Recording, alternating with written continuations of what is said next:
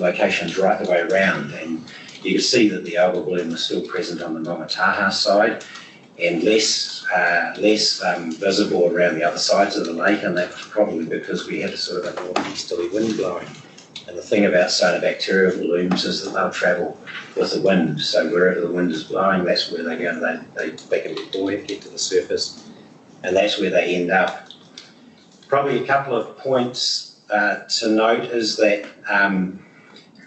at a lake TLI of 4.2, that's still within the eutrophic zone. So the bottom of the zone for eutrophic is 3.9 or 4, and you would still expect the lake with a TLI 4.2, which is our target, to occasionally have algal blooms.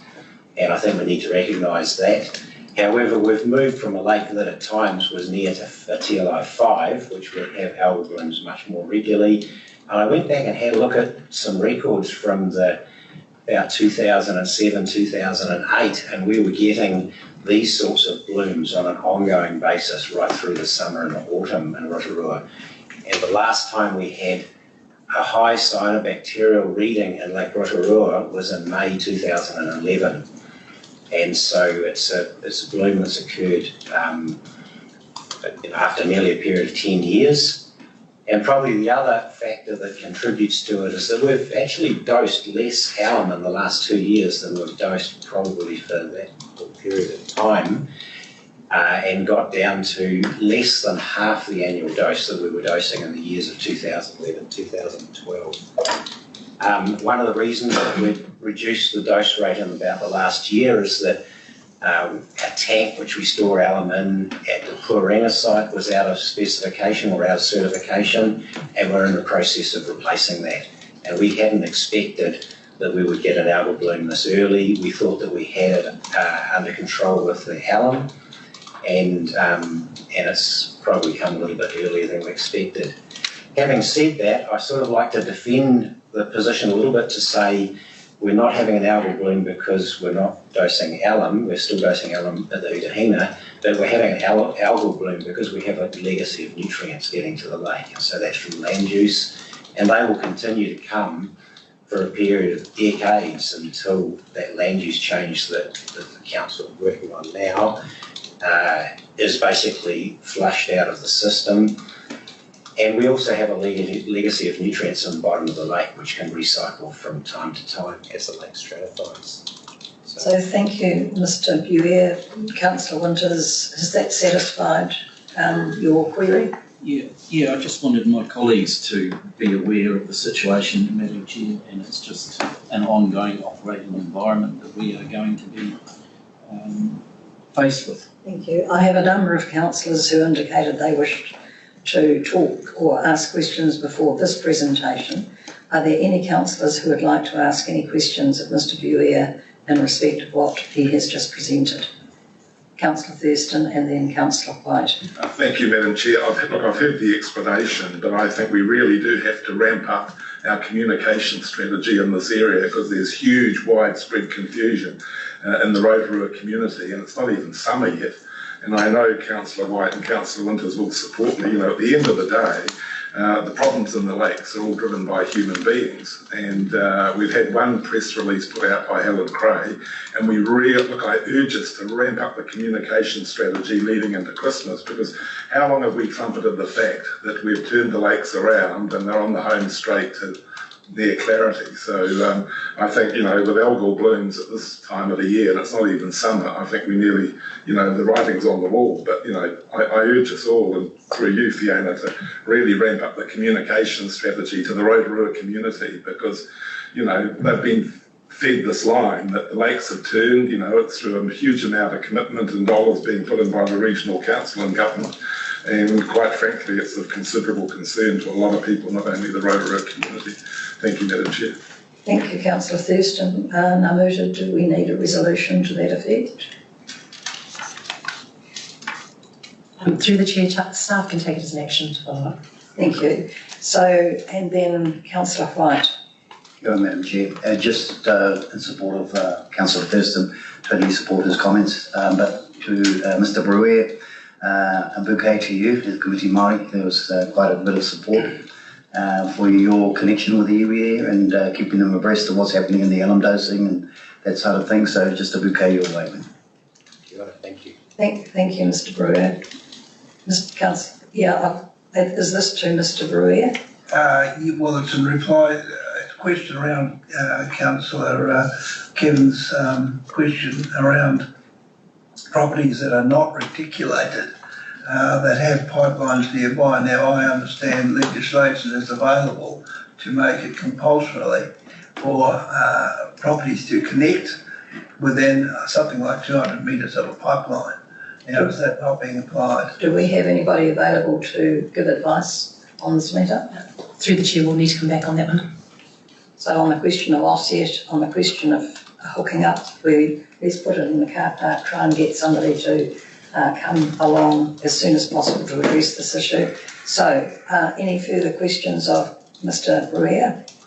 There being none, thank you very much indeed. So Councillor Clark. Yeah, a couple of questions, but the first one's largely answered. It was just around the Ngāi Tahu application for like Manawhena over the water and how would that potentially affect our co-governance schemes as they currently exist and going forward. Okay, that's indeed the way out there, but more specifically now with the $6,000 being put up to, I suppose, remove so-calls, what is the implication in a presidential sense around, say, possibly Mamaku, but certainly Matata, who are looking like an impending offset situation? Are we then going to make $6,000 per household available in Matata? Because it would suggest that if we're going to do this one, we'll have to do the other one at our cost, and it will be keenly watched. Yeah, thank you, Councillor Clark. We're going to obviously try and get a copy of the pleadings and some advice as soon as possible, potentially today, in terms of that matter. On the other matter, we're not going to make policy on the hoof. I think this issue in terms of so-calls has simply just been put here in terms of a matter that we're going to need to address properly through policy development channels going forward. So we're certainly not going to be addressing it in that manner today. Are there any further councillors that wish to ask questions or discuss the operating environment report? Councillor Yeti. Madam Chair. Just regards to the Kaitahu situation and the current settlements that we have going through the settlement process with Whakatohia and Te Whānau Wapanui. I know Te Whānau Wapanui have been very explicit in their desire to be a unitary authority of their own. It's not really indicated within the operating environment report. I'm just wondering, in terms of our taking part in those negotiations, if there was any indication from them that they're wanting to further that? Through the chair, currently those discussions are confidential, so happy to brief you in the relevant way in terms of how those discussions are progressing, including the outcomes which are being sought. So my suggestion is that we move that subject matter by resolution into the public excluded part of the meeting. I'll so move. Do I have a second Councillor Thurston? Any further discussion? There being none, I'll put it. So if we can again have somebody available to discuss that particular matter in the public excluded section. Thank you, Councillor Brennan. Thank you, Madam Chair. Under 251 Western Bay Joint Spatial Plan, can you give me an idea of how much land is available for development for urban purposes in the Western Bay?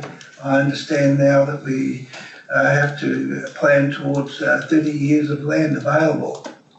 And I'm just very conscious of the growth that has happened, greater than expected from the first smart growth, and see how land is being taken up at the around the district. And there's an example at Mokoroa that people are lining up waiting for sections that will be not available till the autumn. So just how much of a handle do we have on making sure that there is land available for urban development in the Western Bay? Through the Chair, we've obviously undertaken a lot of joint work together with our partners, TCC, Western Bay Plenty, Waka Kotahi and ourselves as part of the Urban Form and Transport Initiative, where we looked at what would be required in order to accommodate the additional population, the additional 200,000 population. So I can certainly look into the specific amount of land required to be able to accommodate that and get back to you. Okay. Yes, I'd like to see the figures, and I know smart growth and enough that you've been working on this sort of stuff, but I'd just like a real diagram of how this is going to play out. That one comment I would make, however, is a caveat that there are a lot of impacts that are going to need to be had regard to in terms of what may or may not be available, particularly around productive soils, etc. So I think there are some caveats around that. Councillor Nees. Oh, I was just going to note that we have a snapshot in time in our last future development strategy, which said this is how we stack up against the 30-year forecast. And I think we've got to redo that. Is it next year, Namuta? Yes, that's correct, as part of the NPSUD. Any further councillors wishing to speak? The one item I'd like to see further actioned, please, is a work programme for the NPS urban development. So if we could have an actual work programme on that, come to the next meeting, I'd be grateful for that. No further debate or discussion in relation to the operating environment. Mr. Lamb, I noticed that you've arrived. Do you wish to add anything or say anything? Speak now or forever hold your peace, whatever the saying is. Sorry, I was distracted. You're right, you don't wish to say anything. Okay, I'll move receipt of the operating. Second, Councillor Crosby. No further debate and discussion. I'll put it. All those in favour, aye. Against and carried. You're right. Okay. So, Mr. Lamb, we've just moved that we're going to be talking about some treaty negotiation processes in the public excluded part of the meeting, and we're looking forward for you to be able to contribute to that. Thank you. Right. Moving on to the next item, which is the Essential Freshwater Policy Programme. This is a significant report. So, Nikki, welcome. And Nessa, welcome. Thank you. So I understand you do have a presentation for us. A short one. Okay, thank you. Right, well, welcome. And so, Nikki, we're in your capable hands. And Nessa, and Julie, sorry. Thank you, and good morning, councillors.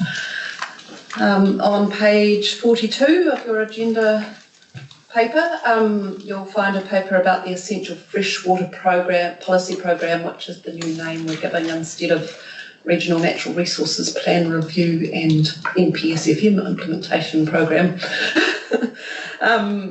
On page 56, you'll find the attachment, which is the program plan, and page 70, a comms and engagement plan for the same program of work. The following paper is then about the scope and timing of an RPS change to implement the requirements of the NPS, so also related. Just switch slides, or have I got it's okay. So we have come to you at two previous workshops, one in June and again on the 29th of September, to discuss the work programme and the comms and engagement plan, and now we're coming to you seeking decision to approve those. So hold on a moment while we get this to do what we want. slide. Yeah.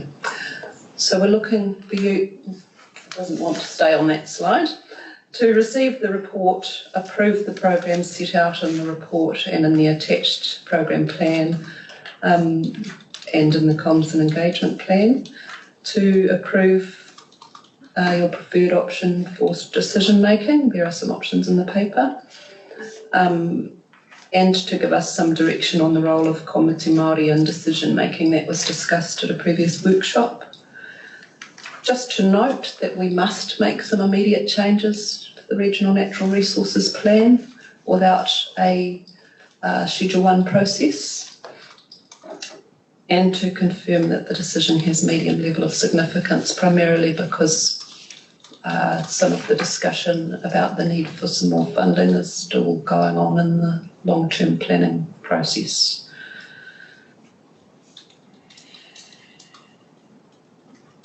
So perhaps through the Chair, just to add, this presentation was obviously developed prior to the Chair's meeting yesterday, where we've got a way forward in relation to the Komiti Māori terms of reference and the review in that space. So the report on page 47 and in the program plan on page 6 outlines the scope of the work program. Is on page 48, 49. There are some options. I think those were discussed at the last workshop. The recommended option for decision making based on that feedback was that your full strategy and policy committee attend workshops on the topics you'll be making decisions on and comes to strategy and policy committee for decision, with regular informal updates and advice through your newsletters, through briefings and the like. The high level timeline and phases are set out, which are set very broadly here, but also in your paper we've put in a first draft decision schedule so you can see ahead the sorts of topics that will be coming to you for decision across the next few years, and we will keep that up to date and keep bringing it to you. Set out in the program plan and the comms and engagement plan is reference to Te Hononga, which you have already previously approved, and we will come back to you in March around our progress with talking with iwi and hapu and proposals for engagement with them.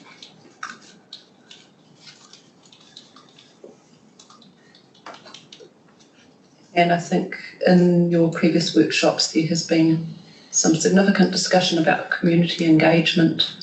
So we are proposing early and ongoing communication, particularly online and via various media, online opportunities for input and feedback, as well as opportunities where we are already attending community events to update and seek input.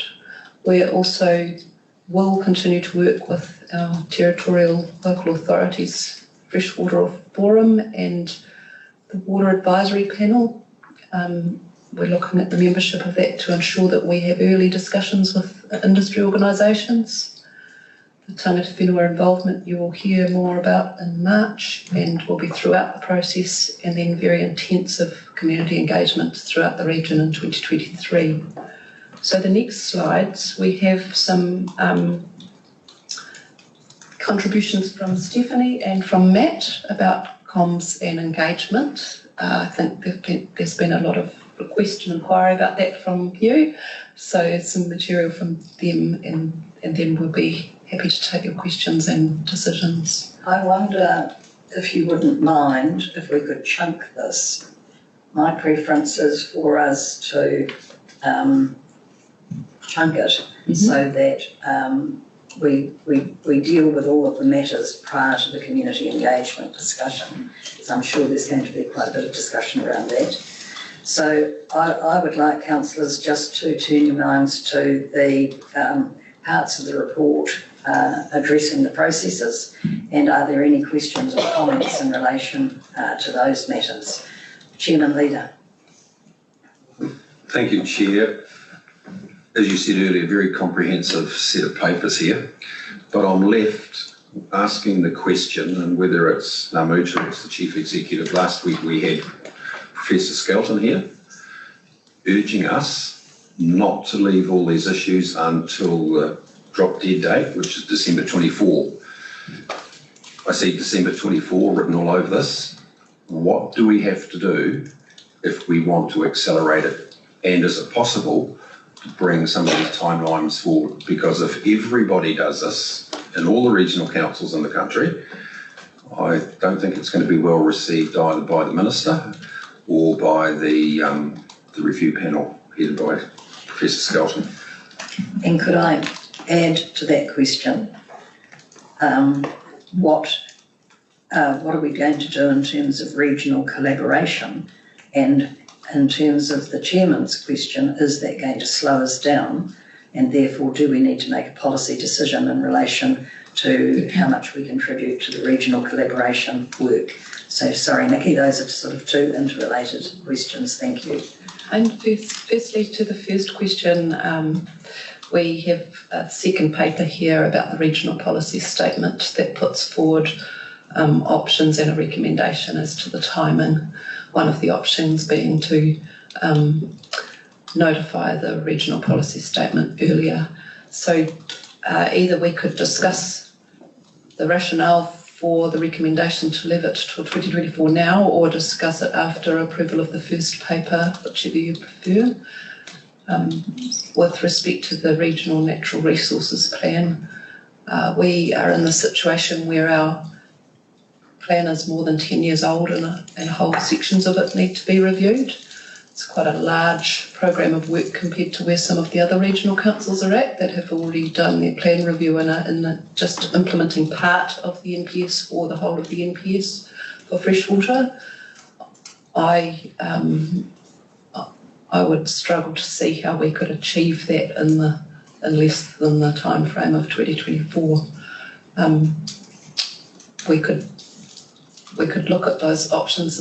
We've looked at the concept of throwing more people at it. That makes it more complex. The regional collaboration question comes in then as well. I'm involved with a small group in the policy SIG at the moment looking at how we can promote consistent planning provisions or templates within the RPS and regional plans. Other than the national policy statement and the NPS direction, the legislation is actually all set up to devolve that to regional councils at the regional level. So it would be very much about cooperation, sharing and encouraging, unless we're getting more direction via a national planning standard or NPS. We're certainly exploring into those options and how to do those now. So, Councillor Nees is...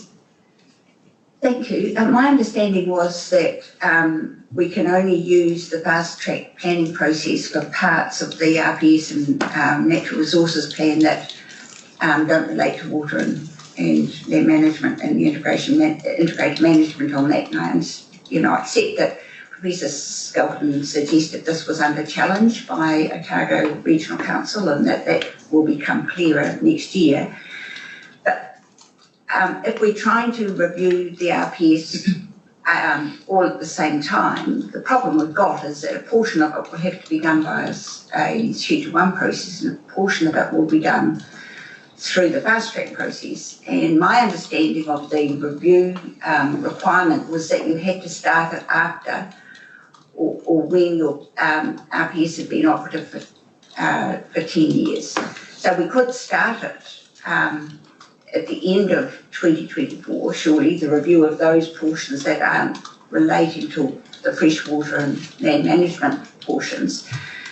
And if we're going to do that, decouple the review of some parts of the RPS, because it's going to use a different process from the bits that will go through the same process as the rest of the NPS freshwater management stuff. Surely we could pull the RPS changes and the natural resources plan changes that relate to freshwater management forward.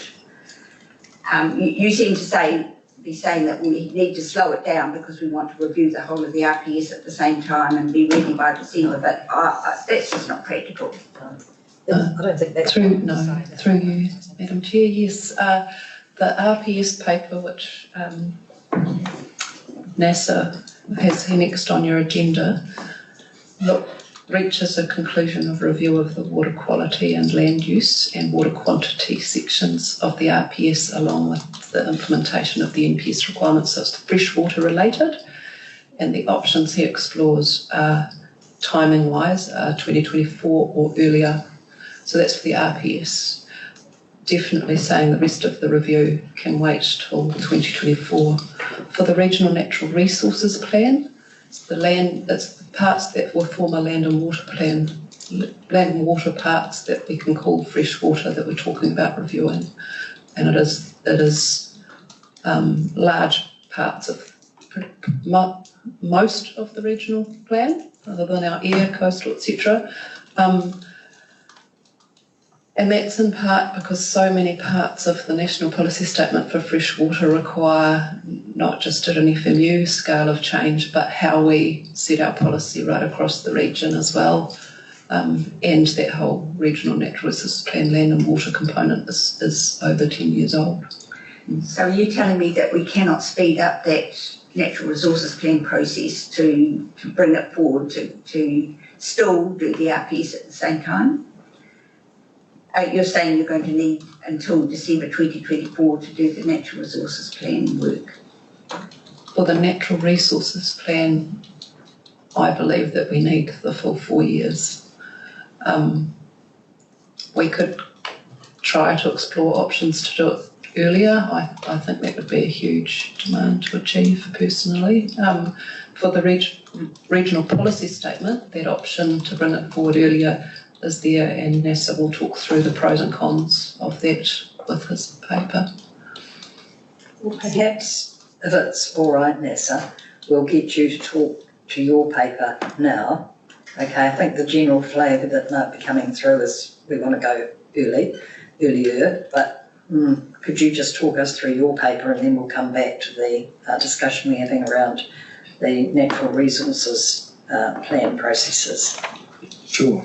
Morena, Madam Chair, tēnā rā koutou councillors. So, a good segue into my report and the questions. Thanks, Councillor Nees. So, in essence, my report recommends aligning the changes to the RPS with those to the Regional Natural Resources Plan to give effect to the NPSFM. And at this stage, that timing is proposed to be no later than 2024.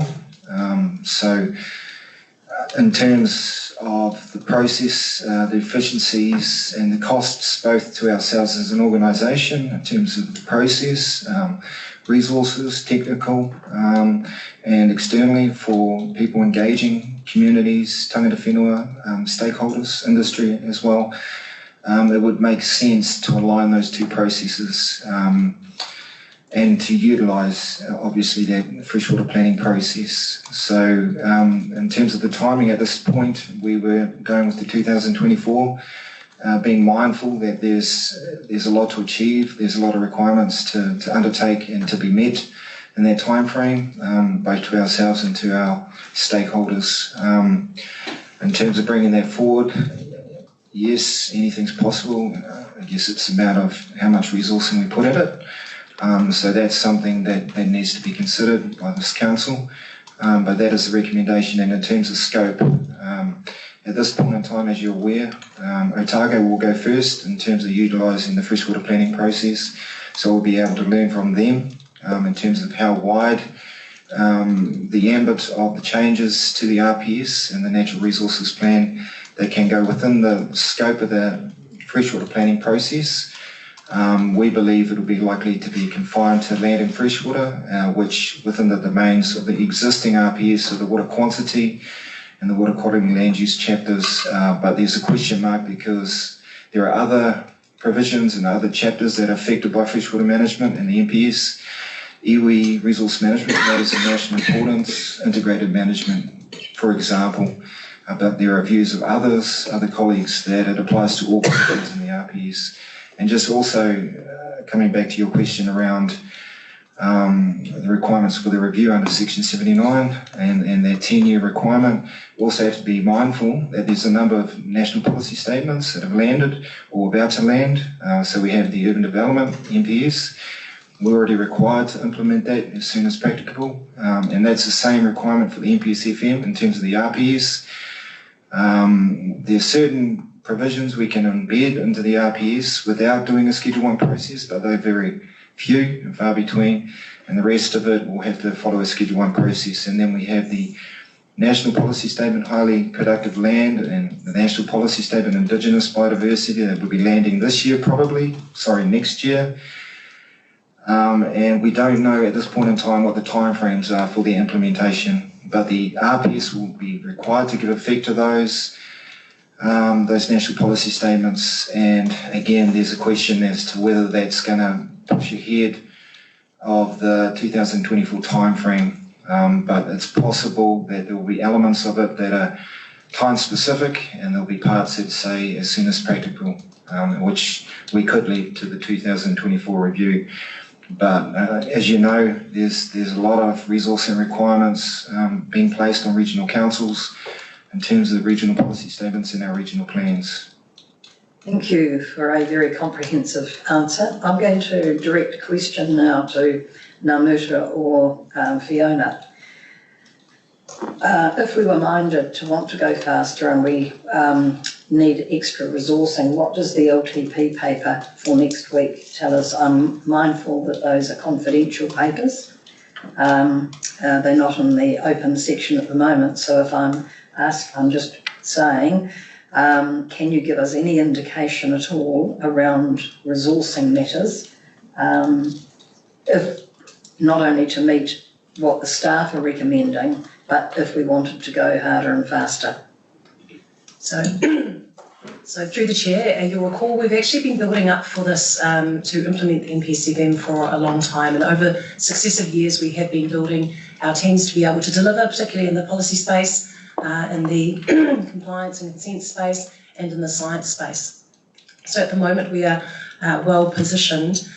The LTP papers, as noted yesterday at Committee Māori, the key area for looking at where we're seeking your direction is in the building of Māori capacity and capability, and the ability for iwi and hapu to be involved in this process. And therein lies a key complexity we have within our landscape, having over 37 iwi and more than 240 hapu to bring them along through this process. So that's a key consideration for you in the LTP. You'll recall you've set aside 500,000 already per year to put towards this, and in the LTP you'll have an option to consider additional funding in that space, along with additional previous direction you've given in terms of strengthening up our monitoring compliance space as well. So the question, can we go harder and faster if we throw more resourcing at this, or is that not really the issue? Through the chair, there's a number of factors in the space, and I see Julie's dying to get onto the mic as well, but it's also about our partners and their ability to, their capacity to be able to be involved in this discussions. So I don't know, Julie, if you wanted to touch further on that, but we'll find in the initial discussions we've had with the 17 iwi so far, we've had a range of experience, knowledge, positions, some are good to go, have capacity, have a line of sight, have a clear vision. In Committee Māori yesterday, we saw Te Arawa's vision and their positioning and their strategic priority focus areas, and obviously that's one that are well set up. Then we have a whole spectrum of people that don't know what the NPS-FM is at all, full stop. So we've got a range of work that we need to do across with iwi and hapu to lift capacity and understanding as to what this is before we can even get into the conversation around what it means and how they want to be involved in the process. Thank you. Councillor Crosby. Well, thank you, Madam Chair, just in supporting the motion in that this is not about us, this is really ultimately about the community. And these are big ticket policy and strategic items. And I just note that we need to be careful on how fast we go, because one of the key issues that we're aware of now is that in some cases people's rights have been taken away in terms of appeal. So how we start the process and how we go through the middle towards the end is absolutely critical. And I just caution about going harder and faster to suit ourselves in terms of our processes and leaving the community behind, because that will actually end up making us go slower, potentially at the end of the day. So just have a good, robust process in place.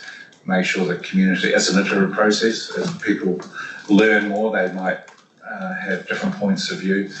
And I'm quite comfortable personally with the process in place. Involved in other issues where timelines are set, and already the government know that they're not achievable and they'll be stretched.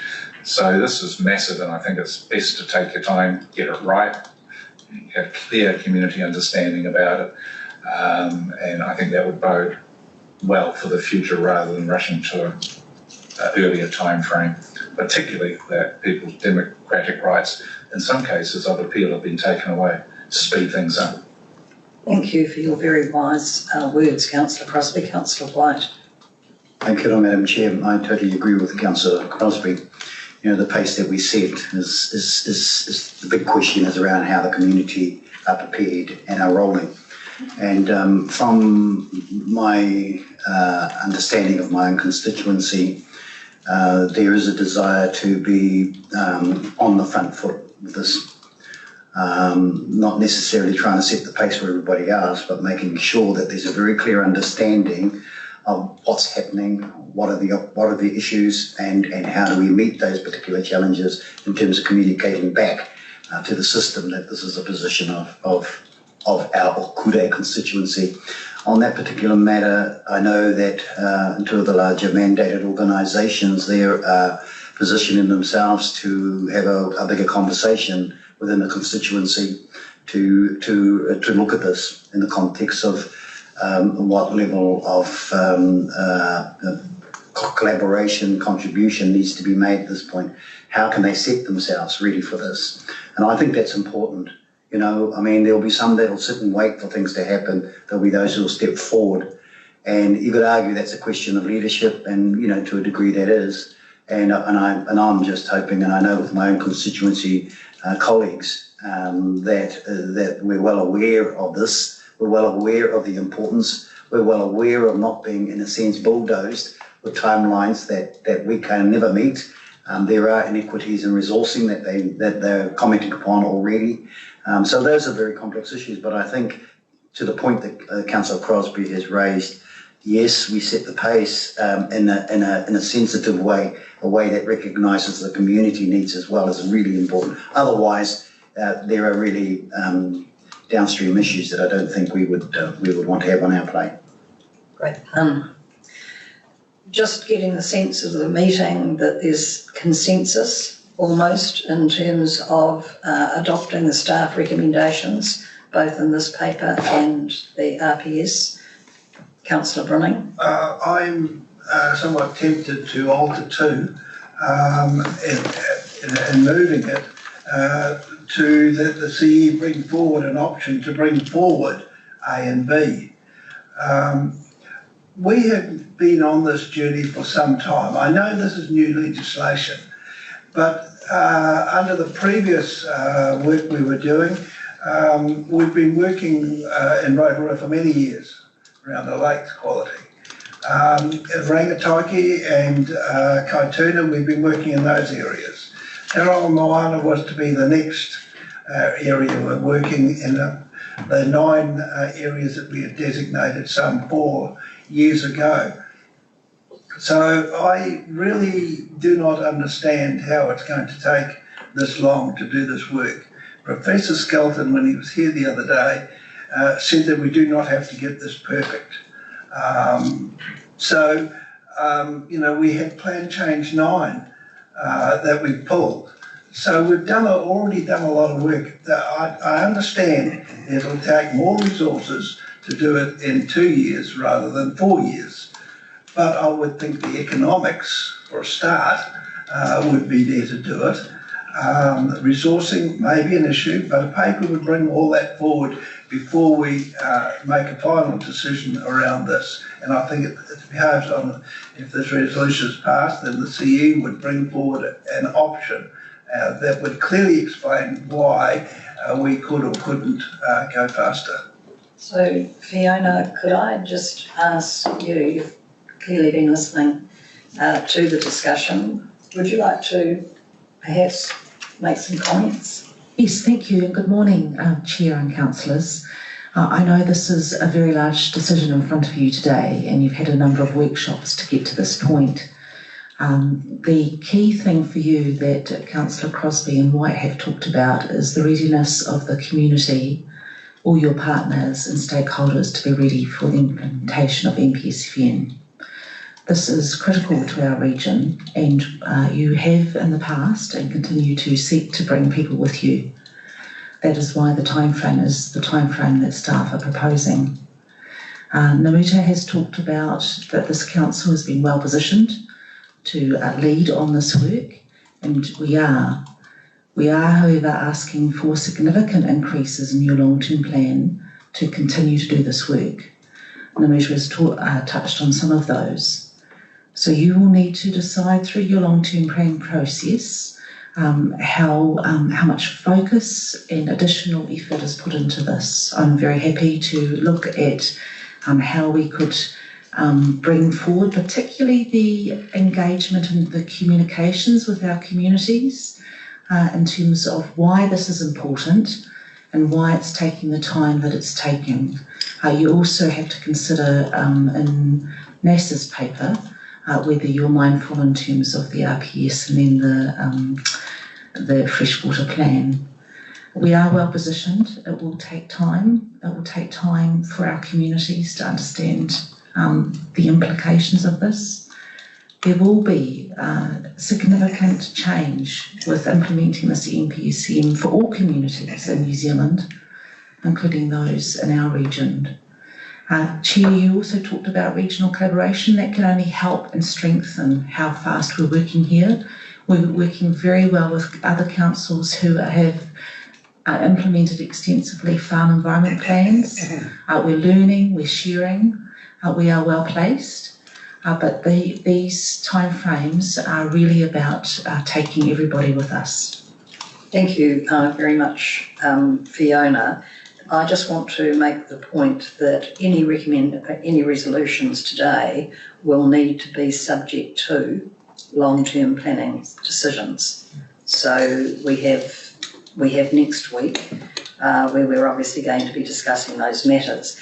But just carrying on the discussion, and I'm conscious that Councillor Brunning, you said something about proposing a motion but haven't yet done that. So I will come back to you once the discussion has been had. Councillor von Dadelsson.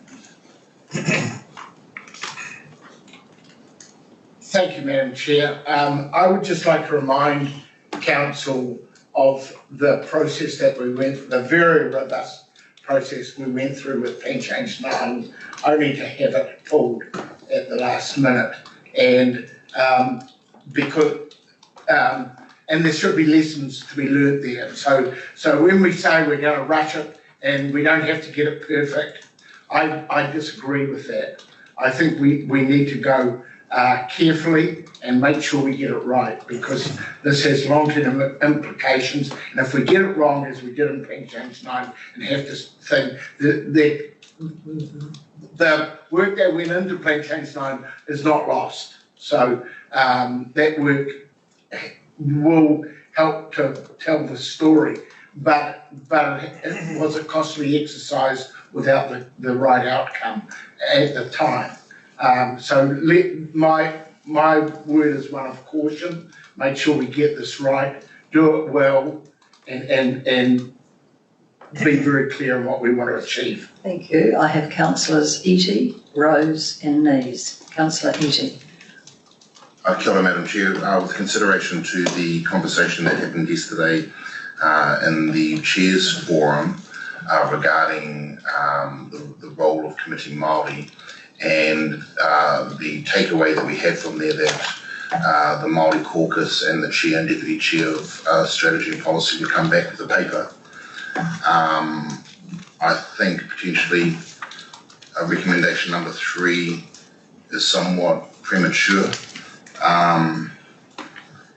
And I really like the idea of that working group meeting and coming back with a paper, because it's somewhat symbolic of the type of co-design that we're looking at having with our partners as we head into this body of work. Kia ora. Thank you. Councillor Rose. Yeah, thank you, Madam Chair. I just wanted to point out that we're talking about either doing it hard and fast or doing it carefully, but nothing's come up in regards to potentially doing more than 1 year of actual intensive engagement, because the thing that I'm hearing here, and I may be wrong, and if I am, please correct me, but this is something about getting our communities alongside us and actually moving forward in the space together as a region. And so I think that if we're wanting to do this either hard and fast or carefully and slowly, 1 year's worth of intensive engagement I don't think is actually enough. I think we need to relook at that and actually have a think about how we engage with our community. Yes, we're currently going through the process now, talking with Hapu and Iwi, but really, should we now be looking at that motion of actually going, let's maybe push this forward and let's maybe do a bit more than 1 year. Thank you, Councillor Rose. Councillor Nees. A couple of points. I take issue with hard and fast versus carefully and doing it well. I would hope that we have the capacity and the positioning to be able to do it well, no matter how quickly we do it. So that's just one point. The other point is I take issue with Councillor Von Darelson's comment that we got it wrong, we got plan change wrong. No, I disagree with that. The rules changed while we were going through that process. And I also just want to highlight for people that the rules are going to change again. And if we're too slow, we're going to get caught up with the RMA changes that are coming through. We might be looking at developing one combined plan right across the region. So I think it's more than just pulling it forward that need to consider. It's about one, doing it well, bringing our communities with us, but also, do we want to get ahead of the pack? Because otherwise we could well be caught up in a process that then is overtaken, as we were with Plan Change 9, with a completely new legislative framework. So I'm of a mind to support Councillor Brunning's suggestion that we just see what it would look like to bring it forward. And I'm not talking about delivering this thing by 2022. I'm talking about maybe we try and end at the beginning, target for the beginning of 2024, just so that we're ahead, or even halfway through 2024, just so that we're ahead of everybody else that's going to be coming through with their plan changes and their policy changes at the December 2024 deadline. Because I think if we are just getting in the starting blocks then, we risk being caught by the RMA changes, which are likely to be coming quite clear by then. And, I just think there's more than we have to consider than just hard and fast or long and slow.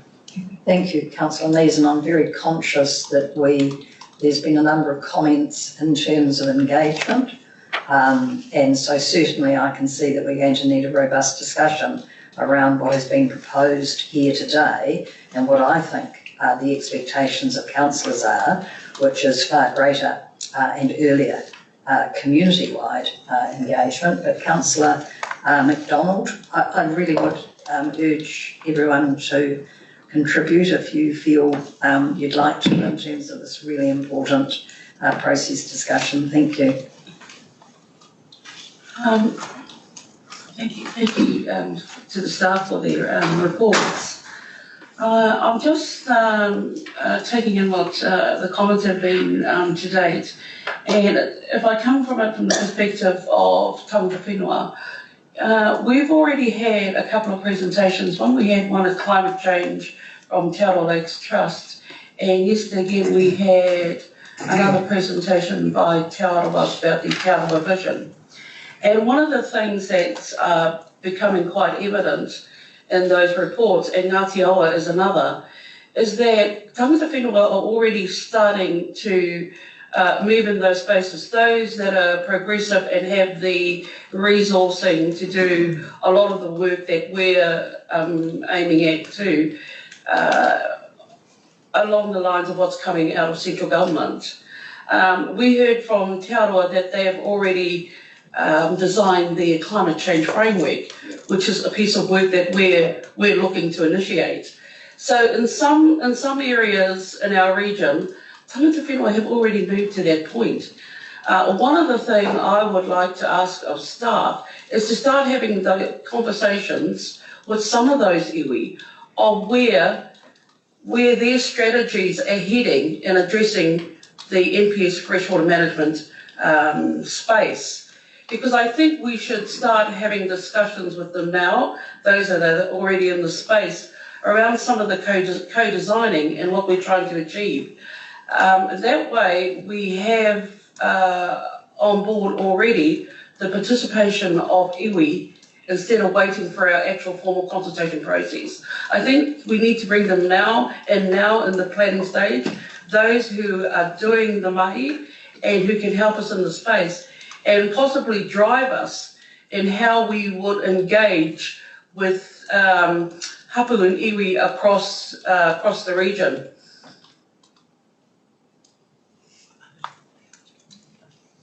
Anaru, thank you. Through the chair. That process is already underway, so we are having those discussions with some iwi.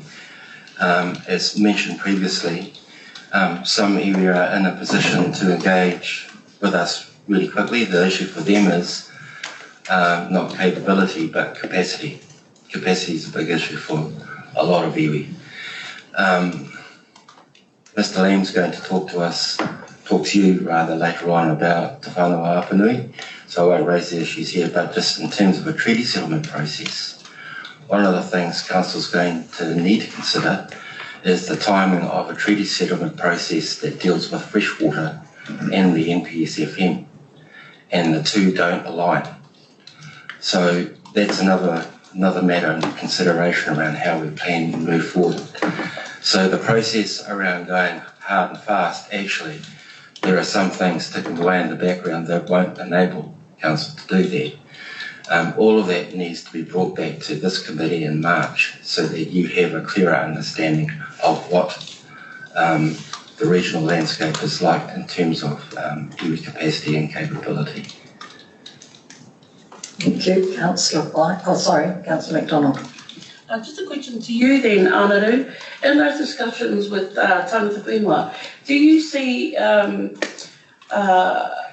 the work that they're doing actually helps to guide, well, I shouldn't say guide, to help us in what we're needing to achieve as a regional council? We see alignment in their strategies and in our strategies in getting to the end point. There are common elements within iwi strategies and council strategy. In particular, if you were to look at Te Manawa Te Wai, the principles in Te Manawa Te Wai are the same. So we share that common ground. When you get down to the detail of local issues, that's perhaps more around how do we enable that to happen rather than around differences, philosophical opinion. So, and that all comes down to the timeframes once again. Whether we are able to deliver the full package by 2024 is also another question. Whether Council is satisfied with what we deliver by our timeframe that you'll decide on, that you're satisfied with, is going to be the key question. So therefore then, when we start to talk about regional collaboration and your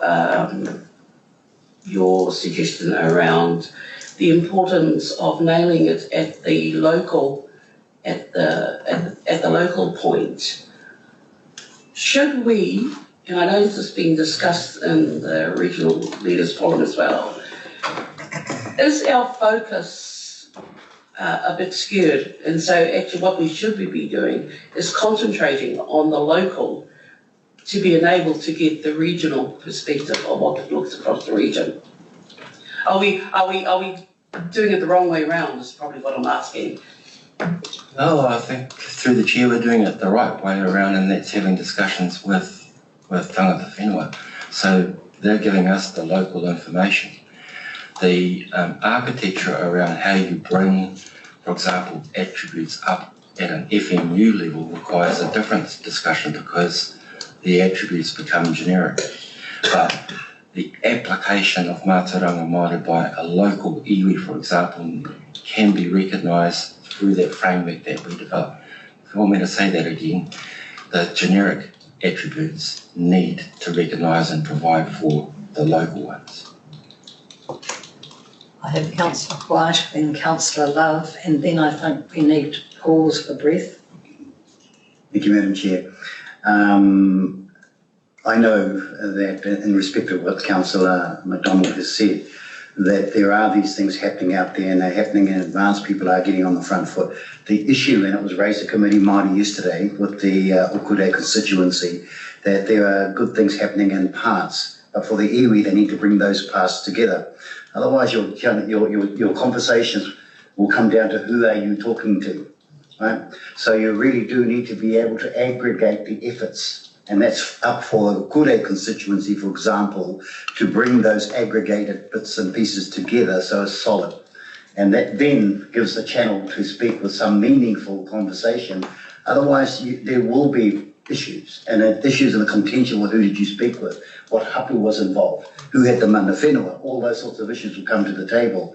So it's really, really important. I think the effort from Te Aroa moving forward, or for the Ukure, in terms of getting on the front foot, is achieving that particular space. Being able to getting on the front foot, meaning that it's not everybody doing bits and pieces, but actually people doing the bits and pieces come together in a solid effort and leverage off that scale in terms of being able to get a determined position that they can contribute to this whole process moving forward. Then it's meaningful, then it's got robustness. So I guess that's getting it back to the capacity of iwi to do that. And I know that within Okure that is beginning to happen.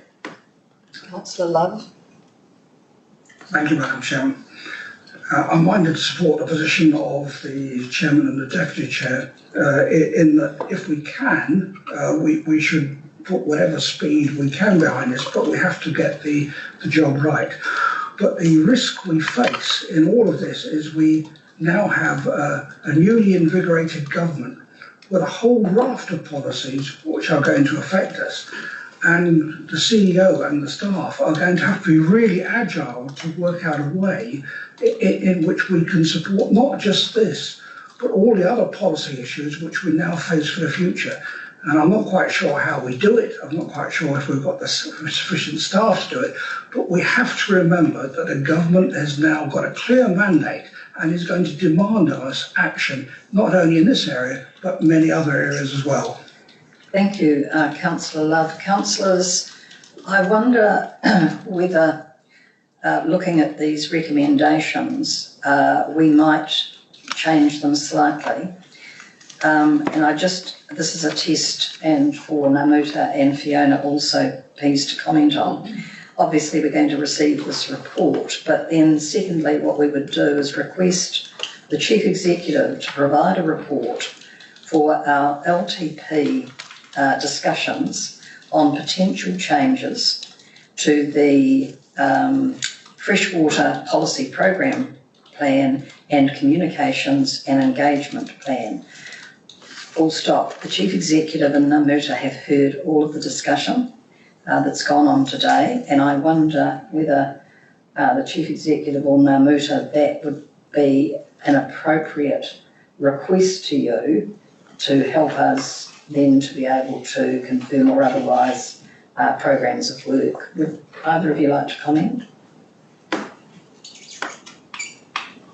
Yes, thank you, Chair. Happy to do that. I think the key is that we continue working at pace, which we are doing. We've had expensive time in terms of putting the work programme in front of you that we have today, we're happy to bring a paper to your long-term plan process that looks at that particular resolution, Chair. But key is to continue to progress as we have done for a number of years. Thank you. Chairman? I think that's a good pragmatic way forward, Chair, and if you're prepared to move that in terms of your commentary, I'll second it. And in doing so, I think there's a couple of things to remember here. Firstly, if we keep doing the same things, we're going to keep getting the same results. So that's the historical way we've done plan changes in terms of the timeline it takes. And the second thing is that on reflection, if you look at the way that the NPS policy development was put forward by the Minister, it created a raft of consternation across the nation about lack of consultation, more time frame. But where we ended up is pretty palatable position that everybody seems to have a high degree of confidence in that was reasonable. So I think we just need to reflect on that in terms of what your suggested recommendation is. Thank you, Mr. Chairman. So I just will clarify, if we look at the... Can I just ask, Madam Chair, a time frame for that report to come to the... It'll be next week. Next week. Superb. It has to be next week. So if we just look, if you wouldn't mind, of just looking at the recommendations on page, well, whatever the page is. So the first one would stay STET as is. The second would be what I have just read out, which would be that we request the Chief Executive to provide a report for our LTP discussions on potential changes to the policy program plan and communications and engagement plan. That we delete 3, we do not make that decision today, subject to having further discussions amongst us all in terms of the relationship between strategy and policy and Komiti Māori. But we do, in fact, move 4 up to 3 and 5 to 4. So is there any comment or clarification required in relation to those proposed suggestions? Jessica, are you?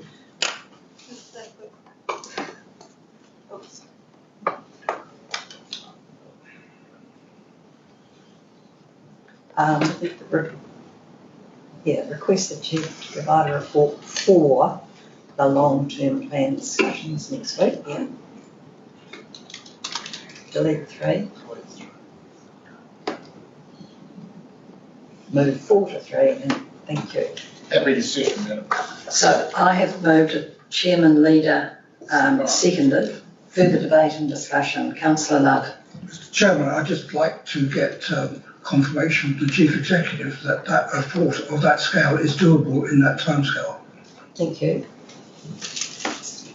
So thank you. We'll be doing a presentation to the long-term plan because the papers have already been produced, but certainly we will update what's in the long-term plan and present that next week to you.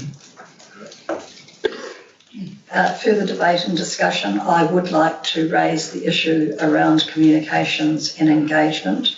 I would personally like to endorse Councillor Rose and other comments in relation to we need to go hard and fast in relation to our communications with communities in relation to this and not leave it until 2023 for that wholesale, which is more an engagement process. So I'm saying we need to be communicating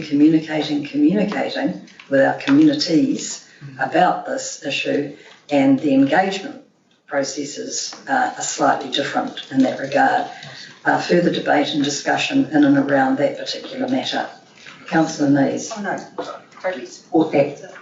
Thank you. Councillor Thurston. Well, Madam Chair, you haven't actually put the recommendations, but I'd be happy to move a 6, which encapsulates your comments around communications and the engagement plan being critical to this whole process going forward. I'll second that. Thank you. So there is a further, now number 6. Now number 5. Number 5, I beg your pardon, which encapsulates whatever was said. Has someone got wording? around communications and the engagement plan being critical to the process going forward. That early and consistent communications with our communities is imperative in terms of our communications and engagement plan. Okay, any further debate and discussion on these proposed recommendations? There being none, I'm going to, Julie, are you okay? We did have a presentation on this matter. We did that. Oh, I beg your pardon. So it's fine. I'll give you one. So, well, I'm in your hands. Have what we now recommended, is that going to be acceptable? Through you, Madam Chair, if you have time, Matt and Stephanie were going to comment about the comms plan and engagement, because we are intending in that comms and engagement plan to have early and ongoing comms throughout the process and online opportunities, if you have time. Yes, I beg your pardon. Certainly we have time. It's critically important. So I beg your pardon. Steph and Matt, if you'd like to present to us, that we'd be grateful. Thank you.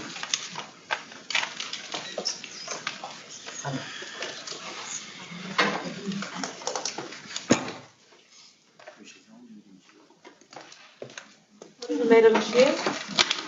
Morning, Madam Chair, tēnā koutou katoa. On behalf of Matt and I, we'd just like to direct your attention to page 70 of the agenda, which is the comms and engagement pack. It outlines our proposed approach. It's slide 8, if you want to find it first, Jess.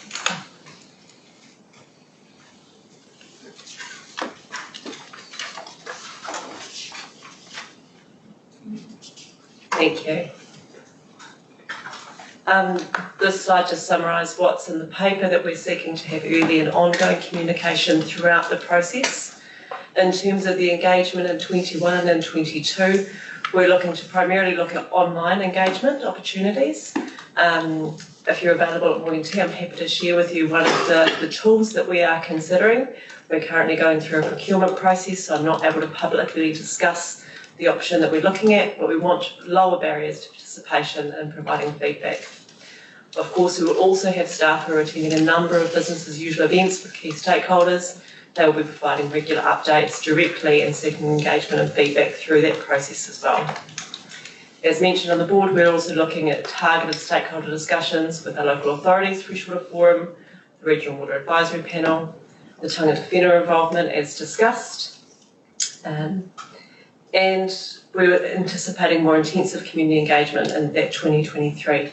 So there will be work in 21-22, but with a real in-depth, deep dive in 23. Thank you for that, Steph. Councillor Nees, then Councillor Crosby. Just my comment. Embedded in your plan, when you read it, there is stakeholder engagement starting early, including, industry groups, etc. I think that's absolutely critical. And maybe we called it community engagement, and I think some of us thought that included all of that work. I think it would be helpful if we had another line in your time frame, which is stakeholder engagement, stakeholder involvement, because I think that is going to be really important. They need to be stepping along with us in this journey, because otherwise we will end up facing them at the end of the process when they're not happy with what we've ended up with. So that's just a suggestion. Having community engagement sort of light blue starting from 2020, just on the second page of the process, is a bit misleading. And I think understanding what you're saying is that we actually are going to be doing much more targeted stakeholder work right from the start. And I think if we highlight that, it might be quite helpful. Councillor Crosby. Yeah, thank you. Just a suggestion, you may do it anyway, but comms engagement, Generally and Māori engagement aren't mutually exclusive. And I think through this process is a great opportunity actually to get a clearer understanding of people's position and iwi Māori position and other stakeholders' position. So it's actually a great, as I say, opportunity to learn a lot. And so I wouldn't want to put either comms engagement and Māori engagement in silos. I think it's a huge crossover opportunity there. Councillor Rose.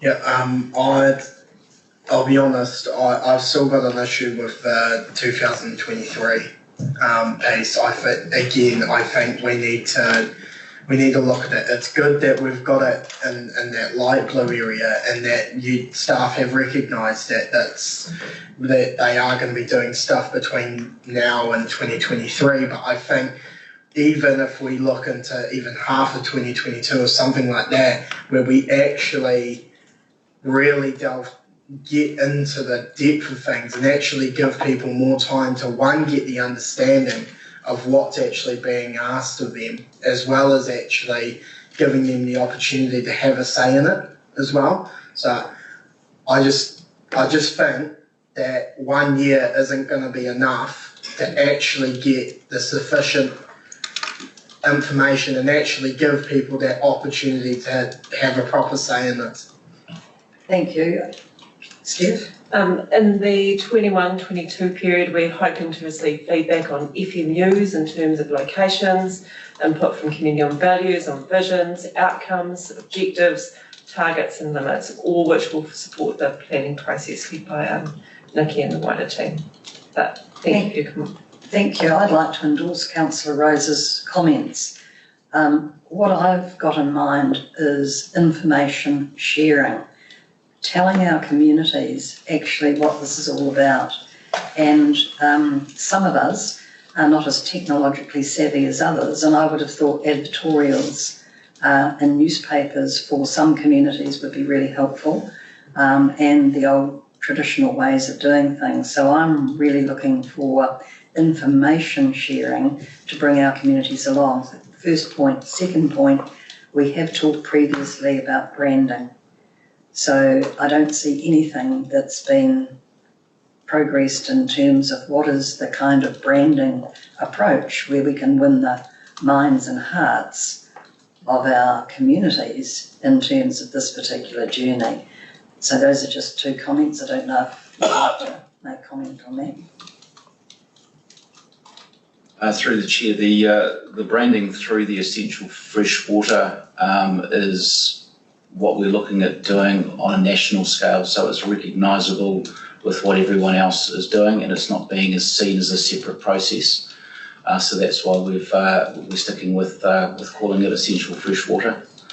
And as far as going through those other channels, yes, we will obviously be looking at hitting all the channels for our various stakeholders, whether or not it's newspapers, digital, TikToks, all that kind of thing. So, it'll be a wide scoping campaign when it comes to that communication. Thank you.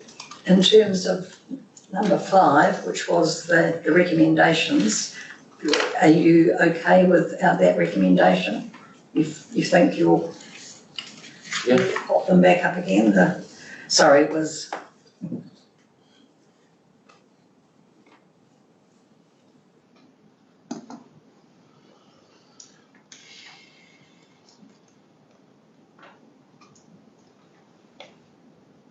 early and consistent community. No problems with that, Steph or Matt? Thank you. Further comment or debate? Coffee must surely be just about here, so I'm going to put that. The chairman did second. Any further debate and discussion? There being none, I'm going to put those recommendations. All those in favour say aye. Aye. Against, carried. Before you have your coffee, we're going to turn to NASA's report, which is page 83.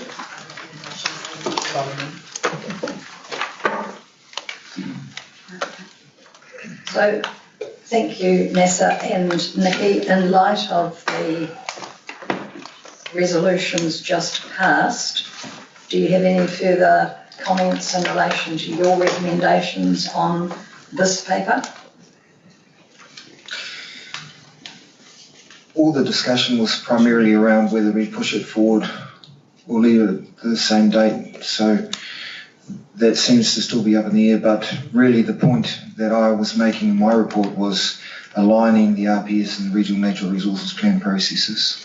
So I don't think there was any discussion that disagreed with that in principle.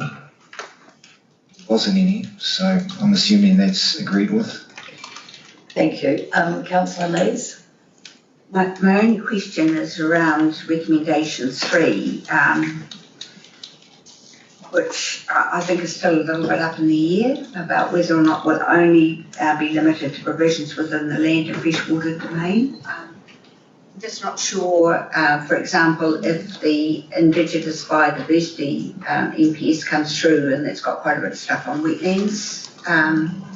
So just wondering whether these NPSs that come through are going to influence what that recommendation says.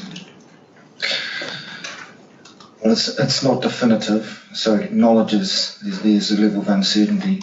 So to my mind, it's, and I do also acknowledge that there'll be certainty once the NPS for Indigenous biodiversity lands, but we know already that there's going to be emphasis placed on protecting freshwater wetlands. I just wonder about changing will likely to May. say May. Are you happy if we change your recommendation word will to may? Sure. Thank you. Further debate and Councillor Love? Yeah, thank you. Recommendation 2 ties us right back to December 2024. And I think I'd like to give us some greater flexibility in that, in if we can, to report earlier if practical and possible. So I don't know whether... Sorry? Change to no later. No later then. So can I just suggest that we put in 2, subject to LTP discussions, we agree, no later than, whatever. Okay? Councillor White. Madam Chair, in regards to number 4, is also staff working closely and where practicable in partnership, but rather not mention where practicable, and just basically it also staff working in partnership, because the notion of partnership is still a matter to be defined, with Tangata Whenua and freshwater policy development consistent with the Hononga principles. I think that should be sufficient. I don't mind the inclusion of where practicable. Councillors are happy with that suggested change to the wording, so we've got some suggested changes to these recommendations. Jess, can you?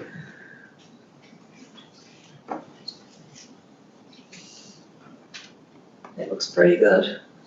I'm prepared to move. Do I have a seconder? Councillor Rose. Further debate and discussion. Nessa? Nikki, you okay? There being none, I'll put it. All those in favour, aye. Against and carried. Can I just thank Julie, you, Nikki, Nessa and the whole team. Outstanding effort. I'm sorry it's taken us a little while, but these are really important matters. So thank you. And we're going to now break for 15 minutes for a well-earned cup of coffee. Can I just, with that report that Fiona's bringing next week, will it usurp this number 2? No. But we've made it subject to. Subject, you did too, sorry. Okay, 15 minutes. Enjoy the coffee.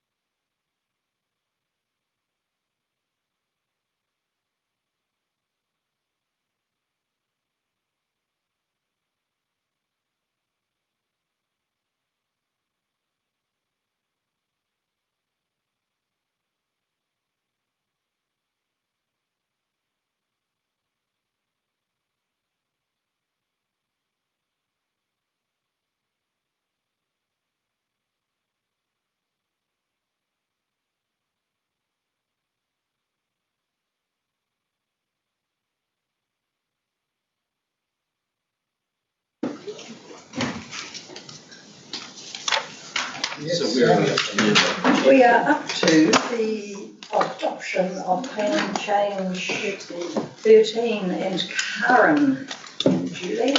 Morning, Karen. Good morning, everyone.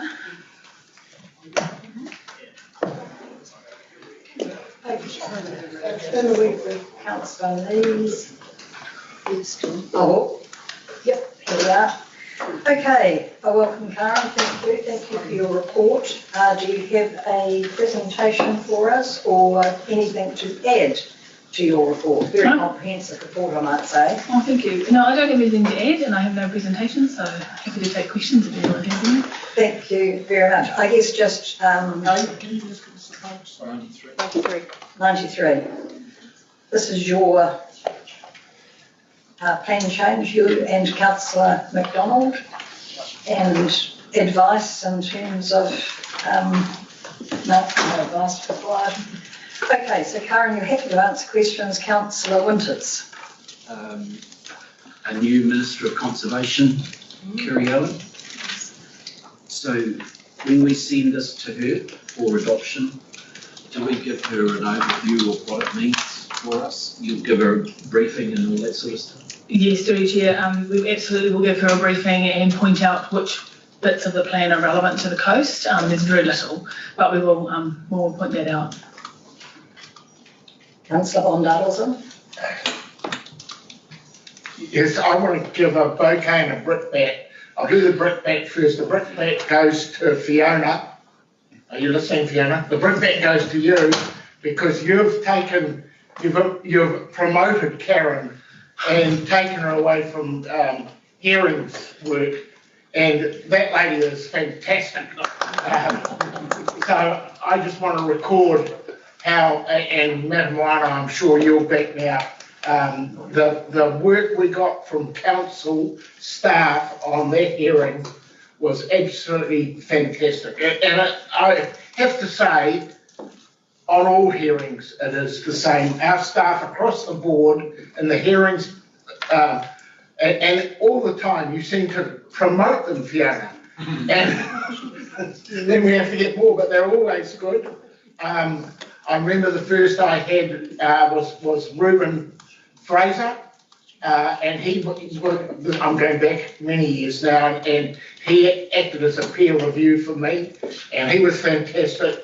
And you know, backed up with Stephen Lamb, but it's the whole staff. So just thank you, Karen, for all the work you did on this particular plan change, because it's been a huge piece of work and well done. Thank you. And that's a ditto from me too, Karen. Thanks. And this is a red letter day. Councillor Von Dadelsson throwing massive bouquets.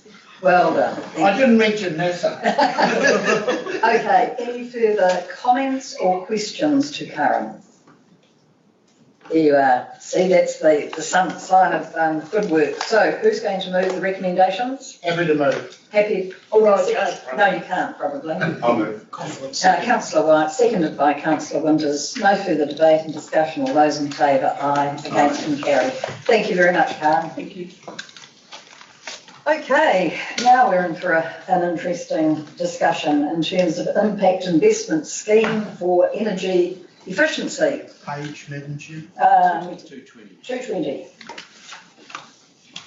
Who is talking to us on this?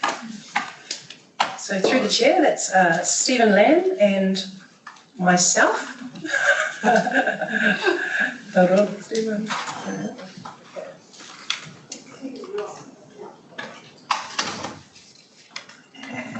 And here is Stephen Lamb. So we're on page 220 of your agendas to talk through the impact investment scheme for energy efficiency to help lead into your long-term plan discussions next week. Welcome, Mr. Lamb. We're in your ever-capable hands. Sorry, this caught us short a little bit there. Sandra Barnes and Sandy will be coming down to take through the rest of the presentation, like to get started.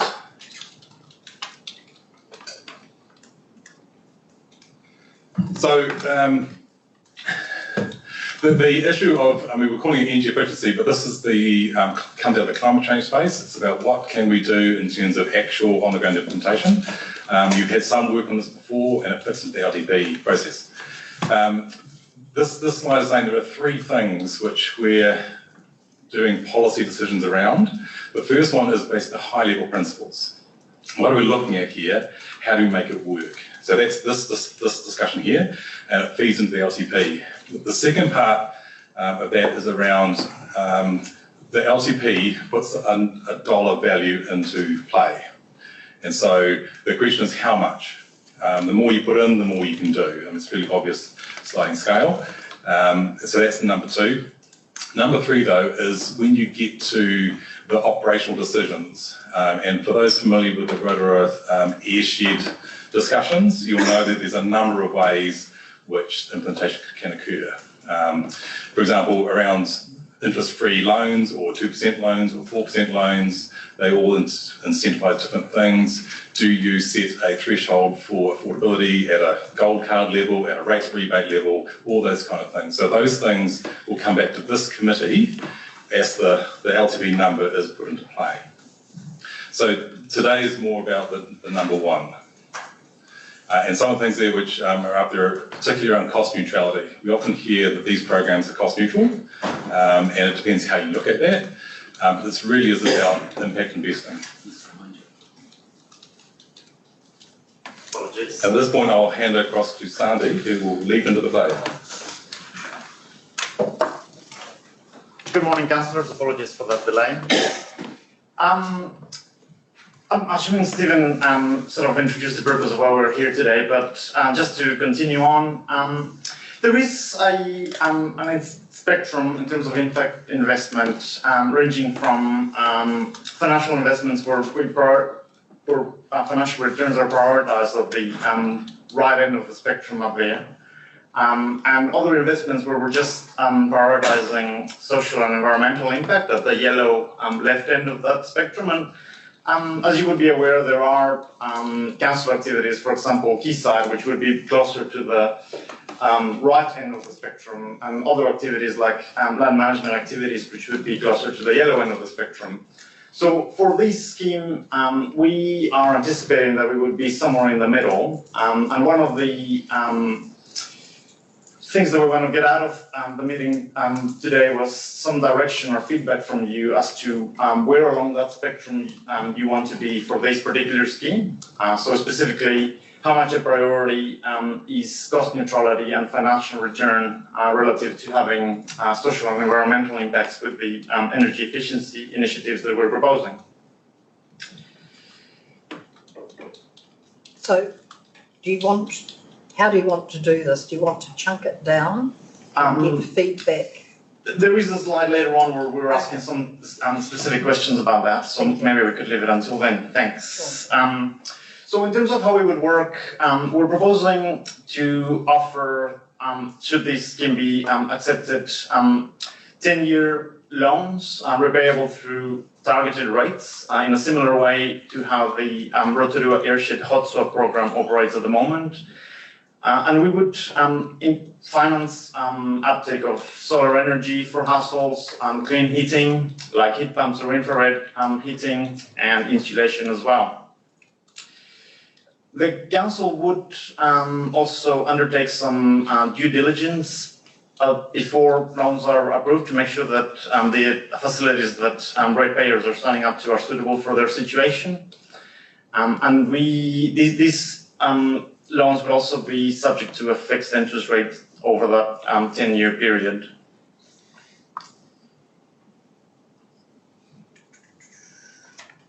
For the clean heating facility, we would also, further down the track, would consider whether we want to require householders to remove inefficient and high emission heaters. But those are the sort of detailed implementation decisions that we would seek from this committee further down the track. We don't need to have a decision on that today. So returning to that question about the emphasis placed on financial returns and cost neutrality relative to the extent of social and environmental impact that the council wants to have, we can design the scheme to maximize the chances of it being cost neutral or to return positive financial returns. However, that would come at the expense of broad uptake of those initiatives, particularly by low-income households. So one of the bits of direction that we're seeking from the committee today is, once again, where along that spectrum of financial return, cost neutrality relative to impact we want to be. So one of the issues or questions that was raised in August when we took this proposal to this committee was in relation to the cost of this scheme. And essentially, we can fit or design a scheme within a set budget. The example that we put in the paper is probably closer to a $4 million scheme. The first graph up there is a $2 million scheme.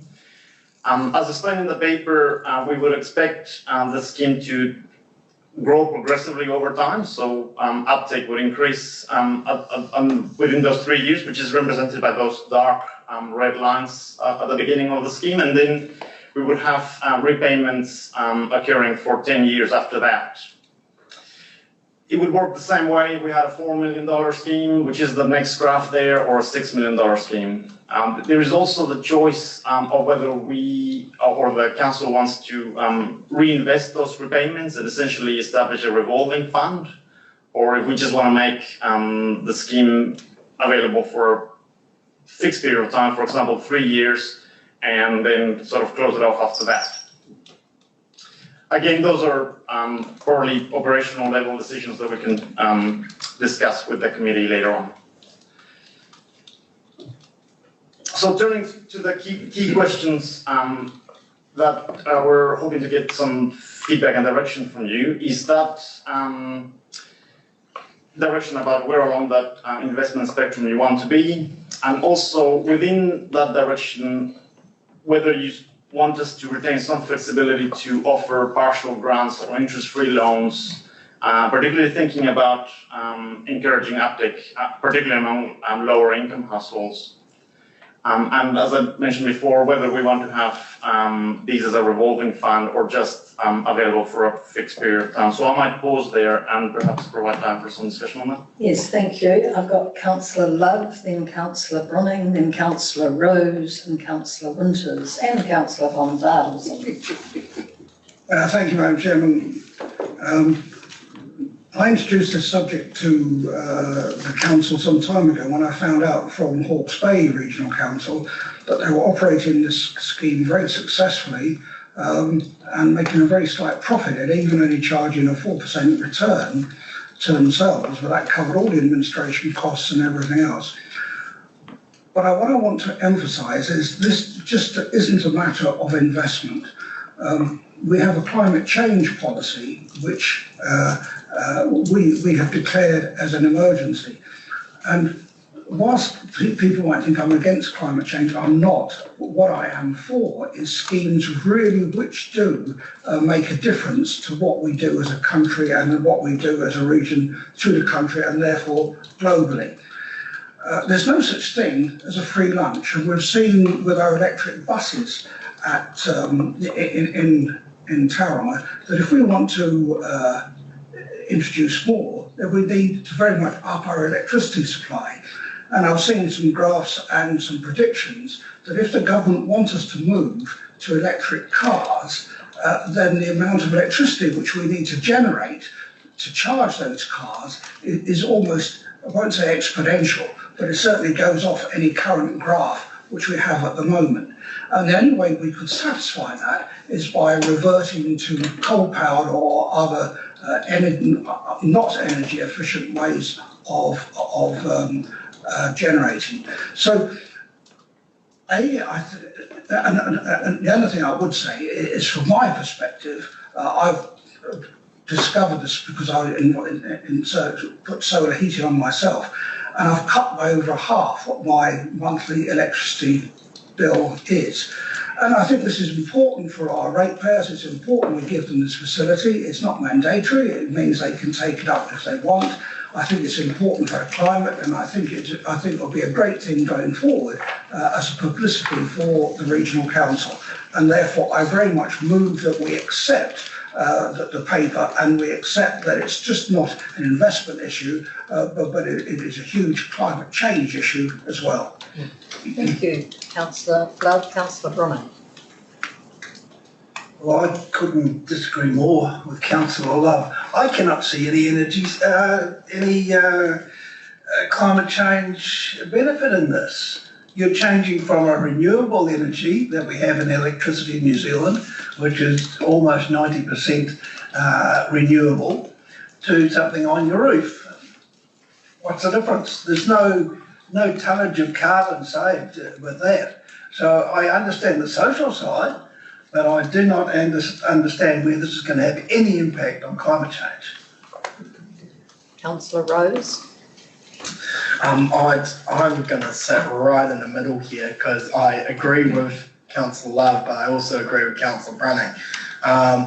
However, I also think that a trial may give us the answers that we need, and I think that should be something that through our LTP process we should look into, is potentially doing a trial on this and seeing how it goes over the course of a year and coming back to it and going from there. Councillor Winters. Yeah, I suppose for me, I like to go to the details straight away. So, Stephen, in terms of if I took up the $12,000 loan, the 4 and the 4.5, and I put that on my rates bill, what would it mean for the average consumer in terms of a targeted rate per year? Just ballpark. If you had a 4% over 10 years. Well, the repayments would be the capital amount. Yes. 4% would be. I can't do it on the top of my head, but we can get back to you on that one. Probably about 200 a year. Possibly something like that, yes. If it's a $20,000 loan, yes. Yeah.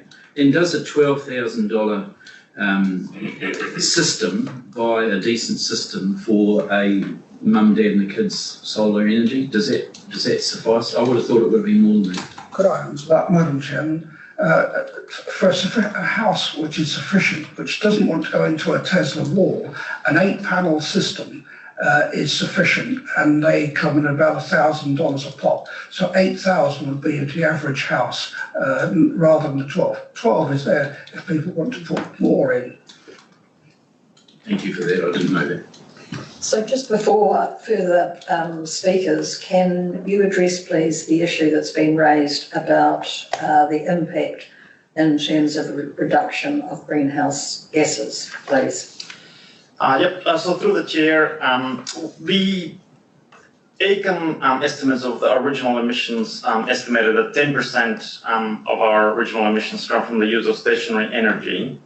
And that's mainly that percentage of electricity derived from the grid that is not generated from renewables. Obviously, that would change from year to year, depending on how much is coming from renewable sources like hydro as opposed to other sources like coal-fired power stations. So what we're trying to reduce with these initiatives is that percentage from emissions associated with use from electricity from the grid that doesn't come from renewables. There is, of course, a whole lot of things going on in terms of how much of the electricity from the grid comes from renewables, like the pump hydro study down south, or speculation about what might happen with the smelter further south. But those are still sort of quite a wee way in the future. So solar would reduce our reliance on electricity from the grid, and therefore also that percentage that doesn't come from renewables, and with the excess generation from solar power that the household doesn't use goes back into the grid, also replacing a little bit, obviously, the percentage that has to come from non-renewables as well. And the same could be said for insulation and clean heating. Those would be more efficient forms of energy use, and again, relying less on power from the grid. If I could also, Madam Chair, also address the suggestion about the trial. That is an option if we don't want to set this up as a revolving fund. 1 year would probably be too small a trial. We would need, I would say, at least 3 years to actually build up the scheme. But that is definitely an option in front of the committee. In terms of the costs of solar systems, we did undertake a little case study of Bay of Plenty staff actually that have put in solar panels, and we're welcome to. We'll be happy to share that with members if they would find that helpful. But in general, I think from memory, most of those were below 10,000, and the cost over time has been decreasing, and it's expected to continue decreasing as well. Thank you for that. Yeah, I've got Councillor von Dadelsson, he's the chairman, but I just want to point out that our policy should always be based on sound evidence. And in that regard, I think the report, or if we are going to go further, we do need further material supplied to us around the nexus between this initiative and the greenhouse gas reduction. Thank you, Councillor von Dadelsson. Thank you, Madam Chair. When I look at the recommendations, it's mainly noting and providing feedback. So this is not a decision making in itself. Conceptually, I'm all in favour of the concept of, for instance, solar panels encouraging their use. But we have to be very careful and very clear what we as a regional council are trying to achieve in anything that we do. Because while you say it's cost neutral, we know it actually never really is. There will be a cost, and we need to have clear outcomes of what we are trying to achieve. And I don't honestly see it in the presentation today. And for instance, in the heating one, there is, Rotorua has proven that there's real merit in that, especially for low-income households that who were required to change, but probably couldn't have afforded to without the scheme. So very worthwhile in Rotorua. This is talking about a scheme that isn't requiring an outcome by saying that you have to take something away and replace it to get better energy efficiency. So we need a lot more clarity, is what I'm saying, around what we're going for before we make any final decisions on this. In principle, I support the solar energy one.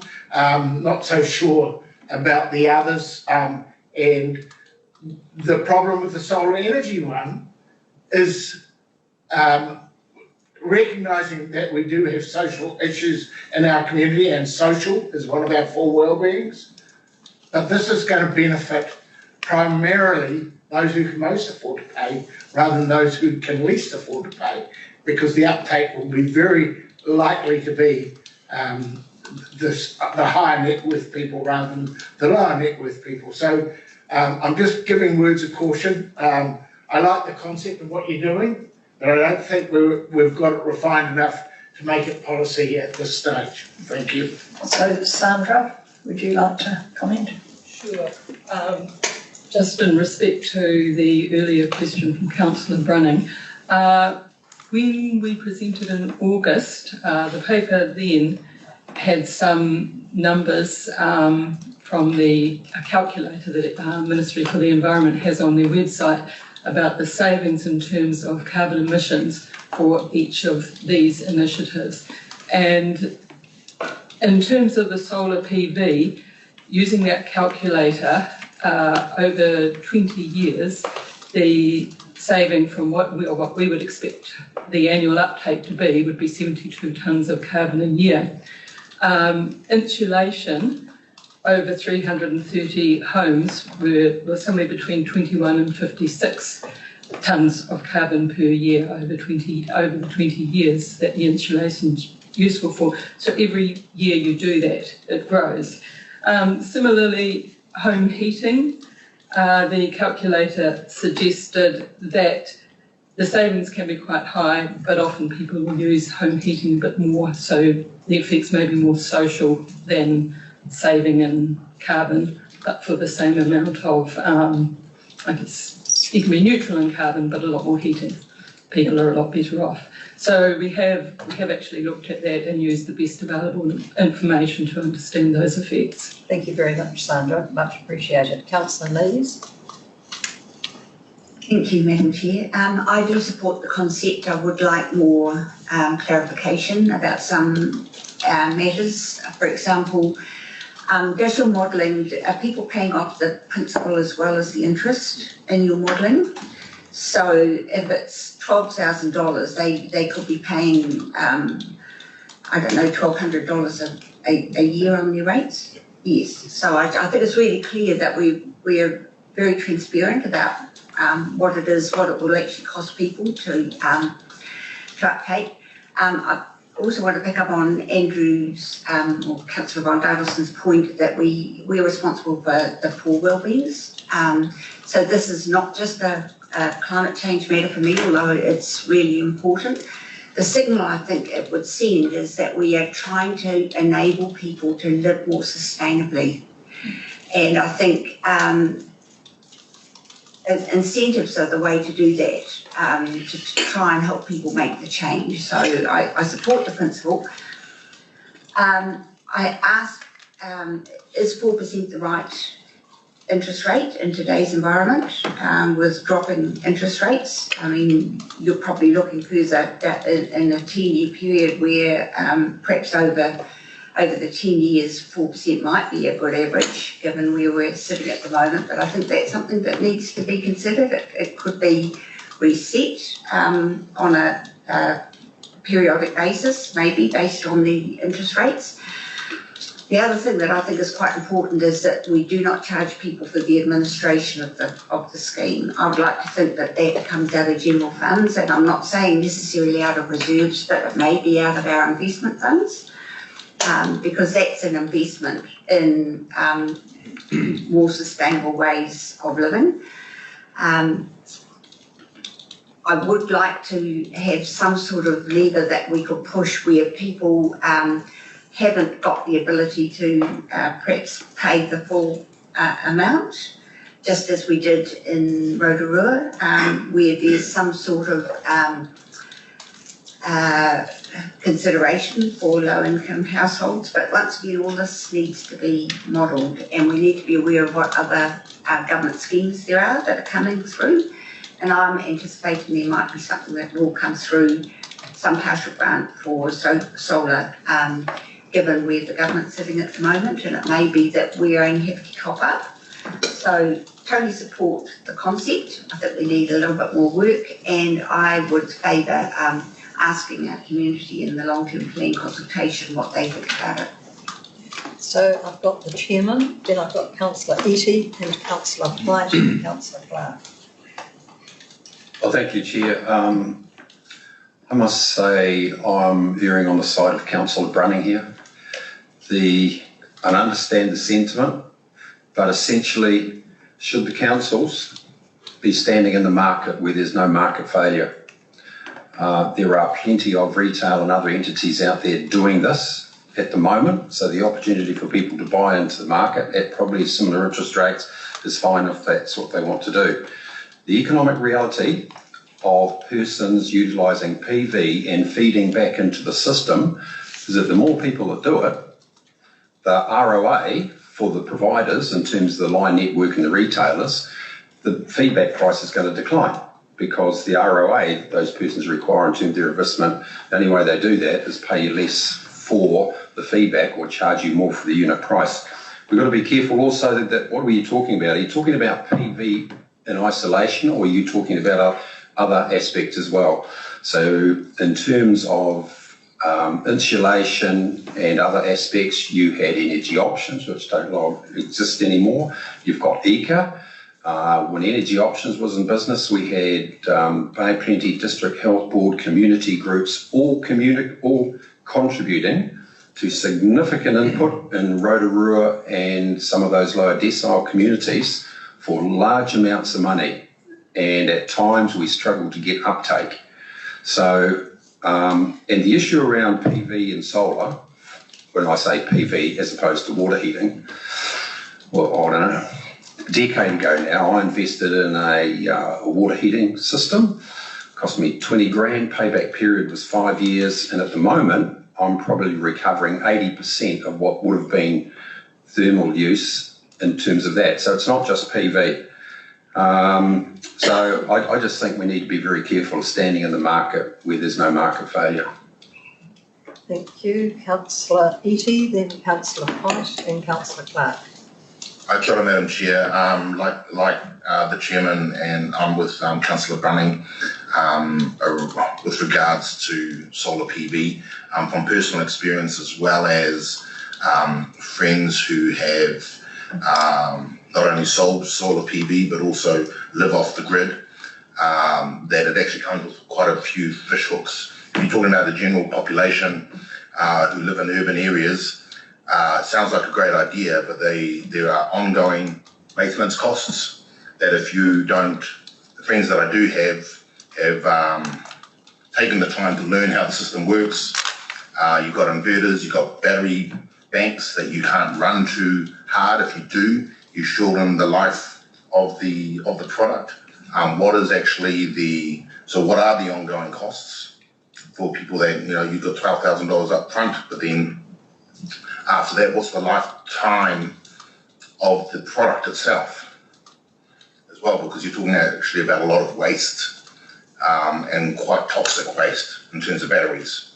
And that's where I'm with Councillor Brunning in terms of our hydro generation doesn't come with that added waste cost as well. So I think there does need to be a little bit more, I'd like to see more work done on this before, especially around solar PV. Things like insulation, I think those are a no-brainer. Of course, you have to insulate, but yes, those are my comments. Kia ora. Thank you. Councillor White. Kia ora, Madam Chair. I support the concept and, a bit more detail required, as Councillor Nice has said. In terms of impact investment, I know the conversation has been, in some parts, focused on climate change, but I do consider it in the context of return on investments across the wellbeings, the social, cultural, environmental and the commercial, so taking all of those into regard and getting the balance right. Just my sense from you and having, developed the paper and understanding that there's more detail required, on a scale of 1 to 10, what would your view be around the level of impact this will have in terms of value across those wellbeings? I'm just trying to get myself in the right bag here. Thanks for a very difficult question, Councillor.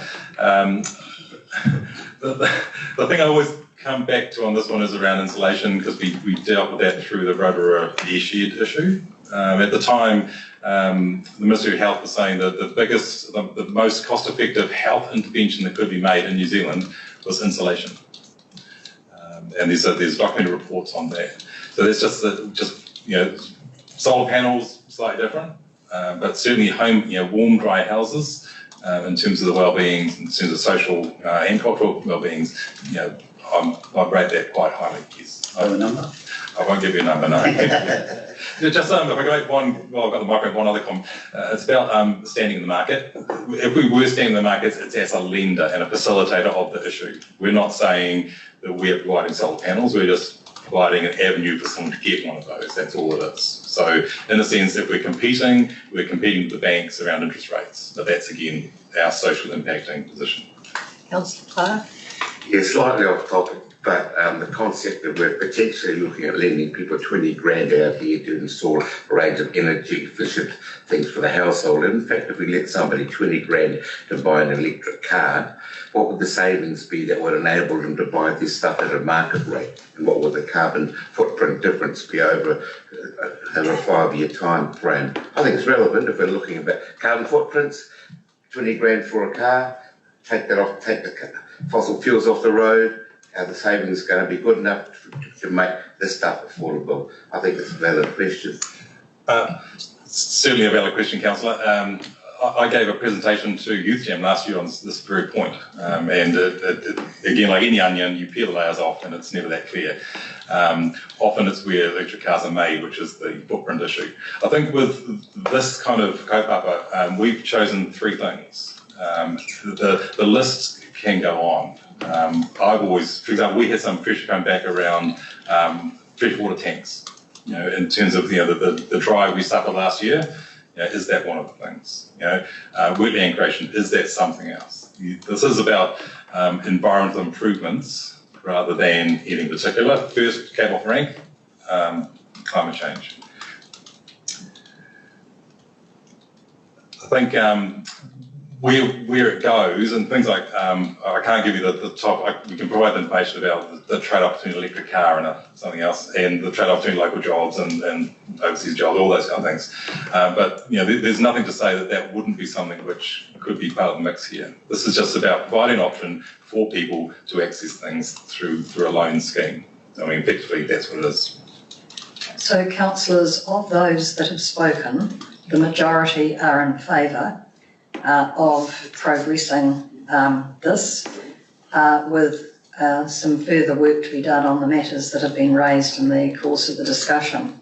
So, Councillor Love. Madam Chairman, can I just ask, when they come back with the fuller study, what they do include is a projection of the electrical generation growth required for the future of New Zealand, because it's not staying static, it is rising very quickly. And the only way of fulfilling that rise is at the moment is by generation through carbon emitting means. So I think it's important we understand not what the generation is for the moment, but what it is likely to be for the future. And those figures are there on the internet. Thank you. Thank you. So just going back to the point that of those that have spoken, and 5 councillors haven't, the majority are in favour of this progressing with some further work to be done. Councillor Thurston. Madam Chair, I just wanted to say I support the concept, but I do, as some of the previous speakers have said, I do believe we need further modelling around the science and the research of all of this, and just to be reassured that it would be going out as part of the consultation process with the LTP. So I ask the public information and details about what the cost would be. Is there anybody who hasn't spoken who would like to? On that basis, we should move that the matter be progressed with further reporting back to the council on the matters raised in the discussion. Can I just raise one? This is important. Just now, when you report back maintenance costs on these particular things, and if I just check, on Friday I was called to a site housing edge to support a plumber who just said with the change of climate, he said 5 years has a very significant failure rate for solar energy systems because of the hot and cold aspect of barking climates. He said it's great business for him, but they are failing. And I think that's worth you guys actually having a look at what those maintenance costs are. Do I have a seconder for the motion? I have a seconder, Councillor White. Further debate and discussion? There being none, I'll put it. All those in favour say aye. Aye. Against, it's carried. We're now moving to Bay of Connections and Toikairawa update, and just remembering that we have Bill Bayfield joining us by Zoom at 12:30 for what will be a really interesting discussion. So, Stephen? 227. 227. Thank you, Madam Chair. This report can be taken as read. It is really just an update on 2 parts of the regional economic development area. So Bay of Connections, which is a regional council focused development, and then Toikairawa. So you will recall they are set up as a trust and we fund them to do their work. Their briefing is attached. I can answer any questions. We were thinking about presentations, but this is really just an update about where they've got to. And obviously the more work they can do by not presenting here, the better. So. Councillors, questions, comments? Councillor Lees. Thank you. Just a question around Toikairawa's funding. Are we only funding the portion of their work that delivers the milestones, or are we also funding for staff for some of their other programs which they've got overlapping funding for? There is overlapping funding from them. In a sense, there's a little bit of administration leverage for both parties, both funders, but ours is mostly focused on our milestones. So we focus on the milestones that are being delivered. Further questions or comments? I certainly have a question, and it is in relation to the work that's being done facilitating capital investment, investigating a clearinghouse or exchange model that would help to partner up capital and investment opportunities. Pray tell, Mr. Land, what on earth is this all about? Oddly enough, this was discussed at the Bay Connections Leadership Group meeting last Friday. It wasn't confidential though, and I was not part of that meeting or part of the discussion. The Bay of Connections Leadership believe that this is an area which some traction can be gained in terms of leveraging the capital that needs to come into the region, in terms of the infrastructure investment in particular, and how that might be achieved. So these are business leaders who have ideas in that space. Really, that's the extent of my knowledge of it. We're just waiting for them to build more of a scope of what a project would actually look like. And will that scope come back to us? That scope can come back here, yes. Yeah. Because I'm very conscious, for example, that here in the Western Bay, Ernst Young, for example, have been given a project to look at the options for infrastructure investment, etc. So I really hope there's some joining of dots going on in this space. Absolutely. Joining the dots is one of Bay Connections' main focuses. Yeah. Further discussion, comments, questions? There being none, I will move the reports be received. Seconded Councillor Eadie. All those in favour? Aye. Against and carried. And we... Oh yes, okay. So yes, we've got Bill Bayfield joining us at 12:30, so we've got 20 minutes. How about we have a break, have something to eat if you choose, come back for the Zoom presentation at 12:30, so that gives 20 minutes. Okay, so we'll adjourn the meeting for 20 minutes and see you back at 12:30. Thank you.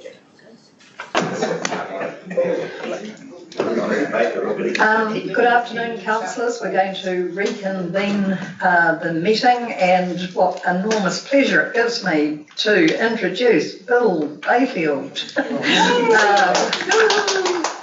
Well known to us all, former Chief Executive, Regional Council, now Chief Executive of Taumata Arawai. Bill, thank you so much for agreeing to speak with us today. We're going to be extremely interested to hear all about the new regulator. So over to you, Bill. And are you aware that we are in public session? So we're not in confidential, we're in public session. Is that okay? That's fine. Thank you. Right, thank you very much for having me. Kia ora tātou. And very much for the invitation, Paula, to talk to your committee. I can just see you all sitting around the table there. But your boardroom looks a lot flasher than I've ever been in when I was CEO. So I'm pretty impressed. I had a look through the thing last time I was up there. I think a week or so ago. I was really impressed that the dark and dingy building that John Cronin and Miles McConway, purchased had finally blossomed into what you turned it into. So brilliant. I'm the establishment CEO of Taumata Arawai, and so my task is to set up the new Three Waters regulator. So I thought I'd just run through kind of the package we're talking on that, and then hopefully I can get through that in about 20 minutes, and then allow you 10 minutes to ask any questions. So I'm just trying to work out how I'm going to see the slides. And I hope you can. So please, can someone signal to me that you can see the slides? Anybody can see the slides? We're all waving at you, Bill. No, okay. You've got it? Yes. I heard the yes. Have you got it? Yes. Good. Thank you very much. This is based on a speech I gave at Water NZ, actually, in Tauranga, on the changing face of the three water sector, because I'll come to the third bit, but I'm pretty involved in the three waters reform as well as Te Mara Arawai, and so you'll see how they're linked together. The first slide I use is incredibly important, which is why is why. You should be seeing that now. It recognises where we fit in the system, which is actually quite small. And so Te Mano Te Wai is now an approach that the government's adopting across all its water work. And you've seen that through the Essential Fresh Water program that Parker brought through just before the election.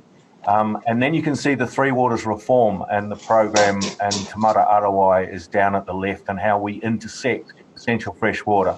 So one of the key things that's driving the whole of this government's water approach is that understanding that why is why, and that Te Mana o Te Wai are built into everything we do with water.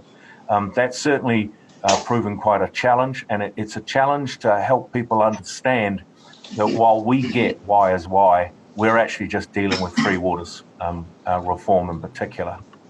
There's three main pillars of this reform, and the Minister Mahuta, and I'm very pleased that yesterday she not only got Foreign Affairs and Trade, but she got back as Local Government Minister, because that means that this work will undoubtedly continue at pace.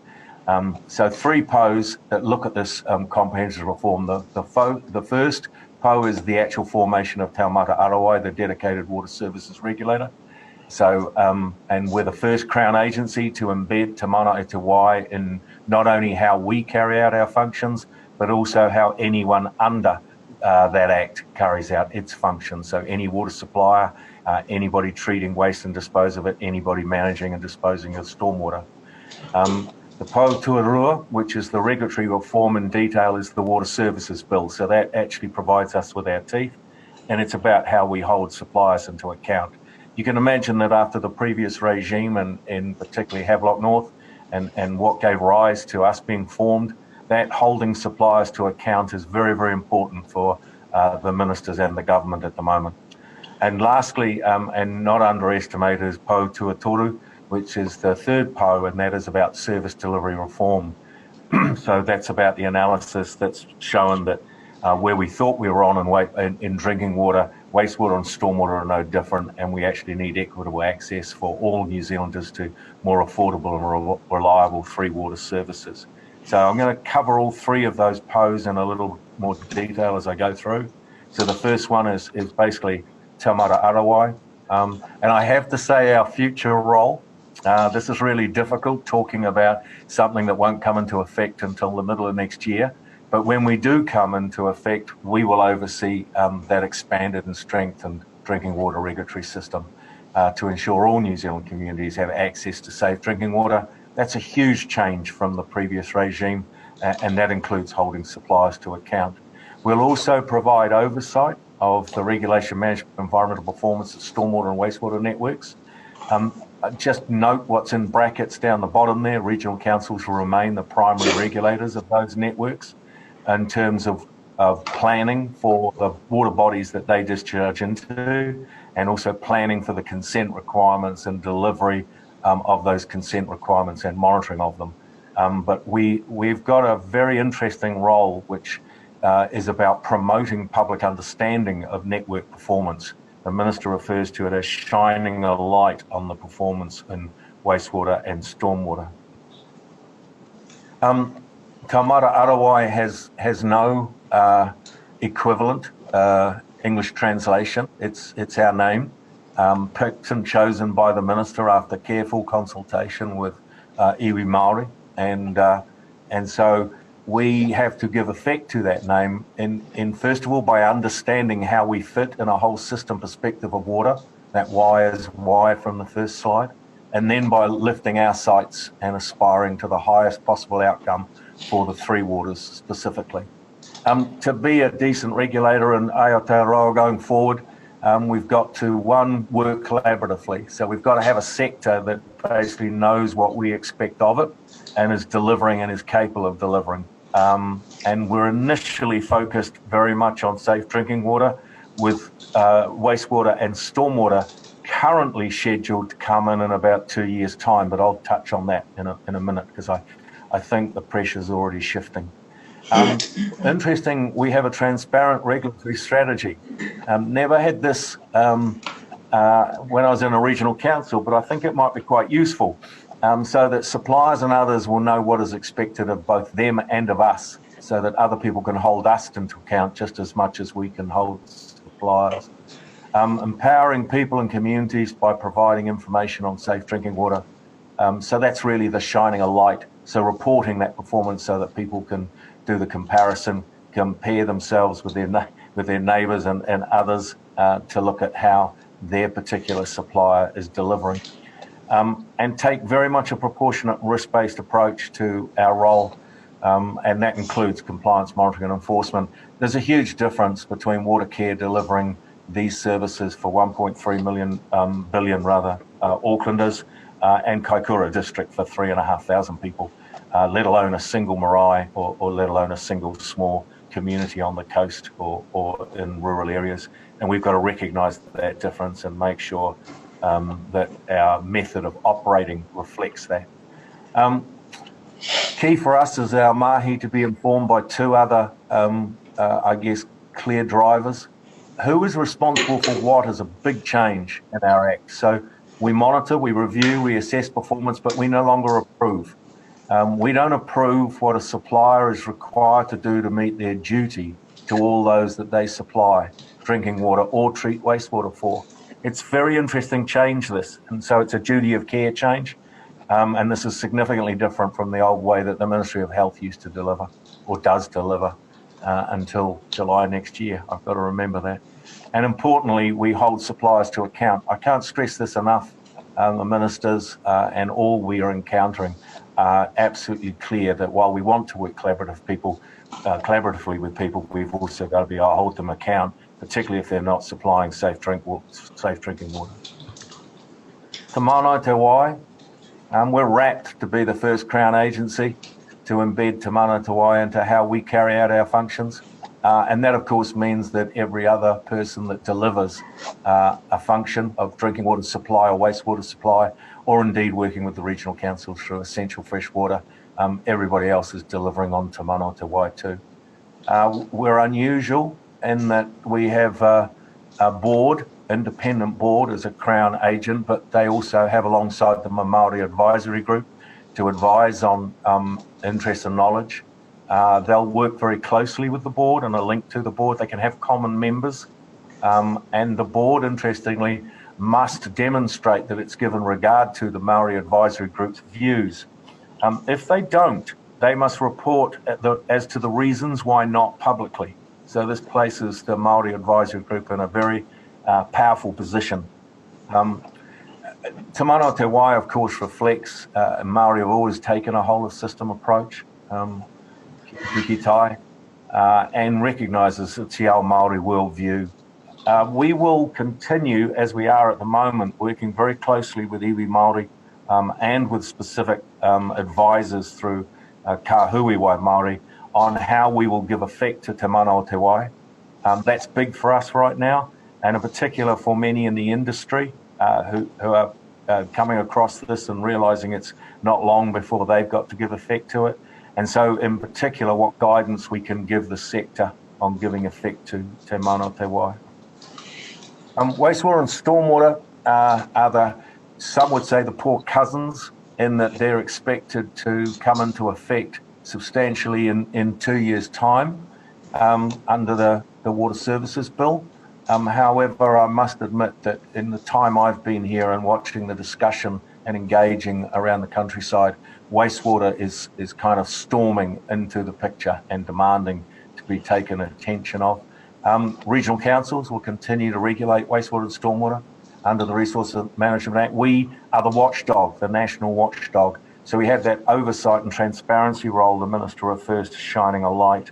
We'll publish an annual report, or first of all, we'll register all wastewater treatment plants and publish an annual report on environmental performance of the systems. And that's just systems that are owned by territories territorial authorities and the Crown, not the privately owned systems, and that will publish their compliance with the requirements like resource consents and highlight poor practice and recommend action.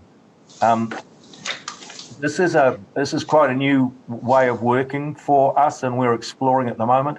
We formed the working group consisting of Ministry of the Environment, regional councils, ourselves, and iwi Māori, with a view to just how we're going to make this work. There appear to be 3, if not 4 regulators in this space, and so we're very keen to make sure that nobody's duplicating or overlapping and that we're collecting information on. It's kind of, what are your powers, what are my powers, and how do we bring them to this space? The other one that we can do that a regional council can't do is require any information we consider necessary to the purpose and basically get that delivered to us, particularly on network performance. Always frustrating for me as a regional CEO that I could deal with the discharge and the discharge point, but I couldn't go into the network performance. This slide is supplied by MFE, and so it's interesting. It signals their intention to work with us and a recognition that one-size-fits-all approach for urban and rural areas and the potential cost for operators on wastewater and stormwater is significant. So what's next is they're looking to establish a collaborative process. Unfortunately, they haven't been able to talk to anybody yet and to kind of understand the challenges and develop any new regulations. In particular, the consideration of the review of the source drinking water NES, which needs to be reviewed before we come into effect. But they're also considering a new wastewater NES. That's something that workshop that I described previously is having a close look at whether or not it's actually needed, and if it is, what form it would take. And so just, I guess, a signal that we're working closely with MFE. They're not exactly as fast as I would like, but we leave that till later. Timeline for us is too fast. So the Water Services Regulator Act was passed in July. I think it went through 7 days before the House rose to go to the election. And that establishes us as a Crown agent, and it allows for that board and Maori advisory group to be established. We will stand up as an entity once our board and Maori advisory group are in place. And we now have a minister.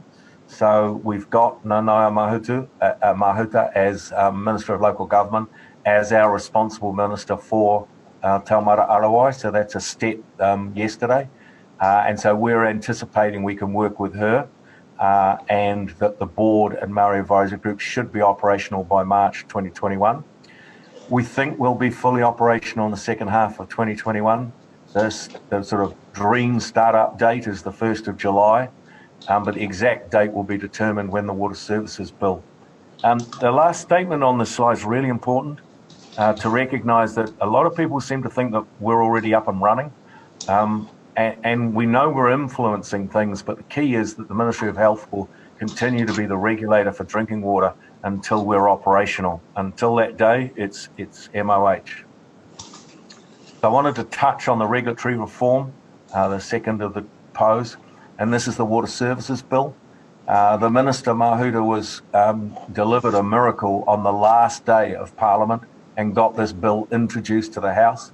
That's hugely advantageous because it actually allows us to, all of us, you included, to kick the tyres on it, take a look at it, find out what we don't like about it, what we think should be changed. We're already running to nearly 8 pages of recommended changes to it, which will have to be addressed when it's introduced to the House for reading. So we're hoping that its first reading can occur before Christmas, and we imagine that it'll go to a select committee, and the select committee will call for submissions in late January. But it really does significantly strengthen the drinking water regulatory framework. There are powers in here that I only dreamed of when I was a regional council CEO. And it definitely gives us that challenge of incorporating the requirements relating to Te Mana Te Wai. So you can see it by going to the website. Don't hesitate I'm trying to keep a whole lot of people informed because I need help with it. There are some details in it that aren't going to work in the future, so I'm looking forward to submissions. But it proposes a fit-for-purpose approach to drinking water. And the key signal here, the key change is previously only drinking water suppliers dealing with a population of 500 plus were regulated. Under this new piece of legislation, all suppliers are regulated apart from those for a single domestic home. That's pretty challenging. Primary requirements on suppliers is to be providing safe drinking water for day one and to meet the drinking water standards from day one. Suppliers then need to develop drinking water safety plans. Those 500 plus get basically theirs is a requirement to do one in the first year. The smaller ones at the moment have up to 5 years, but we're looking to possibly extend that. Fit for purpose approach, as I said before, you just can't see a Kaikoura District Council and an Auckland Council in the same light, nor a single marae or a small rural water supply in the same light as you see Auckland. So we've very much got to look at scale, complexity and risk and make sure that our approach is appropriate. Very interesting powers were introduced at one of the sort of last stages, allow us to declare and support and direct drinking water emergencies arising from major infrastructure damage by earthquake or I guess, collapse, contamination events or droughts. We have to consult the minister before we roll out such an emergency, but we can direct that water be taken from an alternative source, stop people using water for washing cars, etc. Direct that water is supplied directly to consumers by water carriers. Direct that the territorial authorities supply the next door district. You can imagine how many of these were taken out of the Northland and Auckland drought. And we can cancel large non-essential public gatherings or public events that would basically require water that weren't available. When we're in an emergency like that, it's interesting, we have the power to exempt all players that we've directed from certain breaches of the Resource Management Act. And that drinking water emergency can basically be initially limited to 28 days. But if as a result of a significant major infrastructure damage, earthquake, etc., we can basically request regulations that extend such an emergency for 2 years while something is rebuilt or repaired. If I just note on this, we're looking at it very closely at the moment and working mostly in Northland with respect to their experience in the drought up there and how this might play out. But I'm looking for another region in which I can work to test how these powers will operate, I guess, alongside emergency operation centres and civil defence and emergency management powers and groups, etc. Service delivery reform, I'm very biased, so I ought to be clear about that. And so as establishment CEO for Te Mata Aroa, I've been pulled into the Three Waters program, and so I'm on the steering committee and on the program board. I'm biased in that if you're in my shoes and you're looking at lifting the sector capability in the delivery of water supply and waste disposal across 67 units of local government, it doesn't look very appealing, particularly not when most of those units of local government are sort of maxed out on the credit card and their ability to borrow is limited. And so I'm very much promoting the concept of, I guess, Three Waters reform that leads to larger entities in particular. It is a staggering figure, isn't it, that 34,000 New Zealanders become ill from drinking tap water every year, and that many communities around the country can't drink their water without first boiling it, including South Wairarapa District Council, the town of Martinborough. So I'm very grateful to discover that when I go there, I need to drink either gin or wine or beer and avoid the water.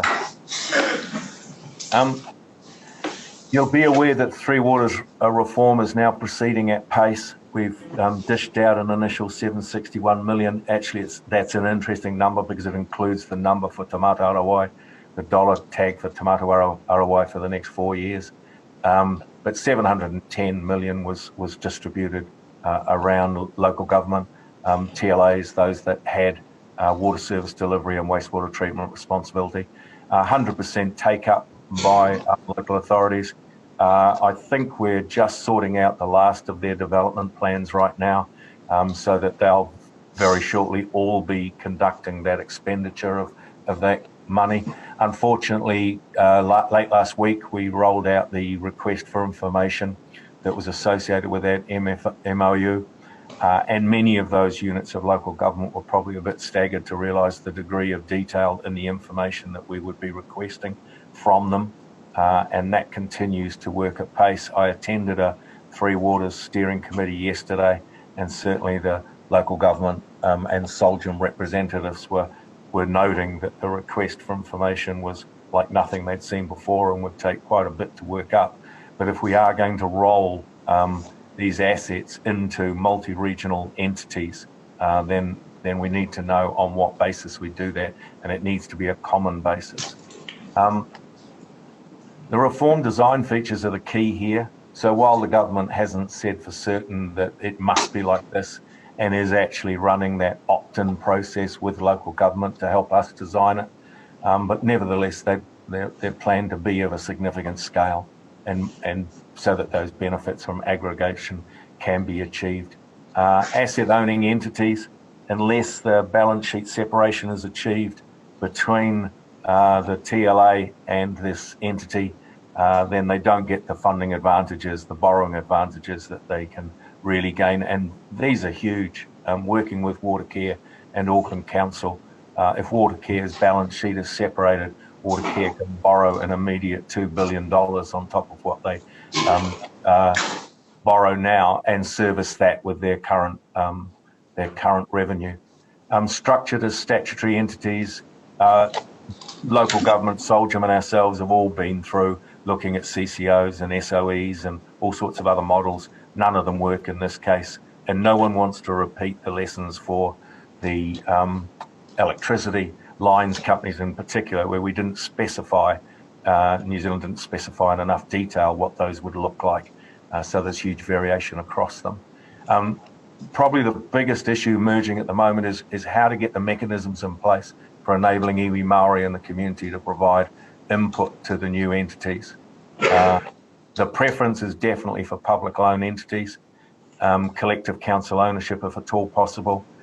That's code for recognising Māori rights and interests in freshwater have yet to be worked through.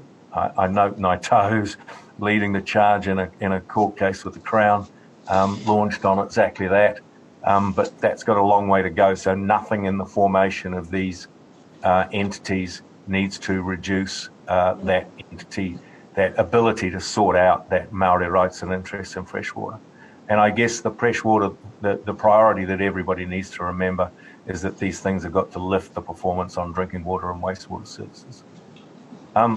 So that's it, a rapid fire through. And what I thought was you've been awfully well behaved and silence at the other end. And I hope that I can now get rid of the slides and see you all, although I presume you can see me. But I'll stop sharing and hopefully I'll answer any questions you might have. Bill, thank you. That was, I don't quite know what to say. That was, mind-blowing. A superb presentation, thank you. So I'll just facilitate councillor questions through to you. So do councillors have questions of Bill that you'd like to ask? Councillor Winters. Yeah, hi Bill, Kevin Winters here. Good to see you. Bill, I'm really interested in the detail that you're going to. I understand that you're going to be able to get hold of the TLAs through their public water supplies, but it's those private systems. How are you going to find them when you might have a rural community, might have half a dozen farms on one spring, nobody knows they exist. How are you going to find them to regulate them? No, brilliant question, Kevin, because it gives me an opportunity to talk through something that we found is currently not going to work in the way that the Water Services Bill is drafted. So the whole of the Water Services Bill was based on a premise that we're between 2,500 and 5,000 unregulated water supplies. And that was, I won't go into the detail of how that was generated, but what we found is that that's very, very wrong. And we're going to be dealing with probably somewhere between 25,000 and 50,000. So hence we're having to completely rethink at pace our regulatory strategy in terms of a bill currently reads that everyone will register their new supply or their previously unregistered supply in the first year. That was probably doable while there was 2,500 to 5,000. With 10 times that number, it's not possible. And so what we're also encountering is that we don't want people to cut off those supplies. You think of how many rural situations you know where someone has supplied water through a fence to their neighbour or subdivided a dairy farm into a half a dozen kiwi fruit orchards and supplied water from the original take. Those exist all around New Zealand, and I think we've got to proceed very carefully, very slowly. I'm actually taking a paper to the Minister shortly, which looks at whether or not I can back off the harsh regulatory role on the first 2 years with unregistered small suppliers while we learn more about them and provide guidance and support for them. Councillor Lees. Hi, Bill. Good to see you. Just thinking about those small water suppliers and the fact that you're going to be moving more into the wastewater treatment space, are you only talking reticulated wastewater, or are you going to be extending your interest to OSET? Because most of those small people in rural areas, small supplies in rural areas probably have OSET schemes or systems, and there's a real risk from poorly performing OSET systems to water supplies.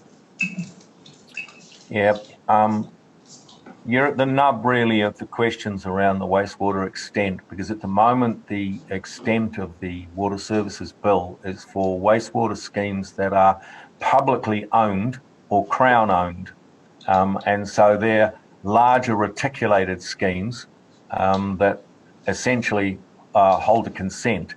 So no, not going down to the OSET level, but I don't think it'll be too far down the path before the same standard that is currently applied to drinking water will be brought to bear all wastewater. It'll be, I'm going to guess and say, 5 or 6 years before we've dealt with the 400 or 500 wastewater treatment plants we're initially going to grapple with. I also think that the submissions that we've received as we've gone round talking to both local government, but particularly to iwi Māori, has been that wastewater is actually probably higher on iwi Māori's mind for a need for improvement and upgrade than almost as drinking water. And so rather than wastewater waiting for 2 years before it kicks in, I think that's one of the things we may see in the submissions to the Water Services Bill is a desire to see wastewater tackled quite early and move on it. So at the moment, we estimate there are about 400 wastewater systems, wastewater treatment networks that we will address when we come to first look at them. Further questions? Councillor White. Kia ora, Bill. Te Taru White here. Obviously, iwi engagement is a very, very important part, along with community, of course, very, very important part of your mahi, and obviously faces some significant challenges there. Your Māori advisory group, how does that work alongside or with the likes of Kāhui Wai? How do they interface and then therefore basically, I guess, channel through to you, particularly Kāhui Wai in this space as well? Yeah, great question. You'll know, of course, that we can't form a Māori advisory group at the moment. We had to wait till there was a responsible minister and an act, I guess. So we will be recommending as quickly as possible that the minister take to Cabinet and her colleagues, the members of that group, and seek their appointment. That's why we've indicated we don't think that the board and the Māori Advisory Group are likely to be in place until we've put March. We're sincerely hopeful it's February, but it's certainly, I'm picking it's in the new year. And therefore that gave us a real problem. Without a board and without a Māori Advisory Group to guide us, and if you're walking through something as tricky as Te Mana Te Wai, then you certainly wanted advice. So we looked for who we could get help from, and we turned to Kahuiwa Māori as, I guess, expert advisors rather than mana whenua. And they were the ones that wrote the original Kahuiwa Māori piece that Minister Parker got and incorporated into the Essential Freshwater. So we're working with a subgroup of them to guide us on what it means, and because we just simply can't wait until March and we get a Māori Advisory Group, that'll be too slow. We've probably got to stand up by 1 July. It's a very tricky area in which we're operating. Not only Kahuiwa Māori is helping us, also some of the key groups that have been very interested. You might recall that Nanaia Mahuta set up a kind of an independent settled iwi Māori Advisory Group in 2019 to guide her as she was looking at this piece of work with Taumata Arawai. There have been sort of 6 or 8 of those people who have stuck with us and are assisting us right now as we work out, not only for ourselves, but also for a lot of the TLAs that deliver wastewater treatment and drinking water supply, assist them as to how they're going to meet their responsibilities to Te Mana o Te Wai come possibly 1 July next year. Thanks, Bill. Any further questions? I have one for you, Bill, and I'm going to ask you for your personal opinion and just remind you that you're in public. Do you see big changes coming up for local government over the next 5 years? I think you only have to look at where climate change responsibilities going to come to bear, and then you add to that massive change proposed to the DHBs and the PHUs. Then you look at Randerson's reform proposed of the RMA, and then you look at the 3 waters, and you can't begin to believe that there isn't going to be significant change and opportunities for local government just out of those 4 reforms alone. So yes, I guess I personally see a period of significant change for central government and local government, and I think that that's one of the things that has really emerged out of the 3 Waters Steering Group, which is local government asking basically, where does this leave us? Where does this take us? What is the role, and what can be delivered through localism across New Zealand in the light of all your centralising in terms of those functions and those areas of change. Thank you, Bill. As usual, fantastic presentation. Thank you very, very much for taking the time. That was fascinating, absolutely brilliant. We wish you well. We know you will do well, but thanks again very, very much indeed, and look forward to seeing you around the traps. Thank you, Bill. Thank you. Can I just have see if Bill can send that presentation through to us and put it up on Stella? I'll follow that. Cool. So, councillors, I'm going to move receipt of that report. Seconded Councillor Rose. Debate, discussion, pretty damn good, wasn't it? Wow. Watch the space. Watch the space is right. So I hope you enjoyed that, Kerry.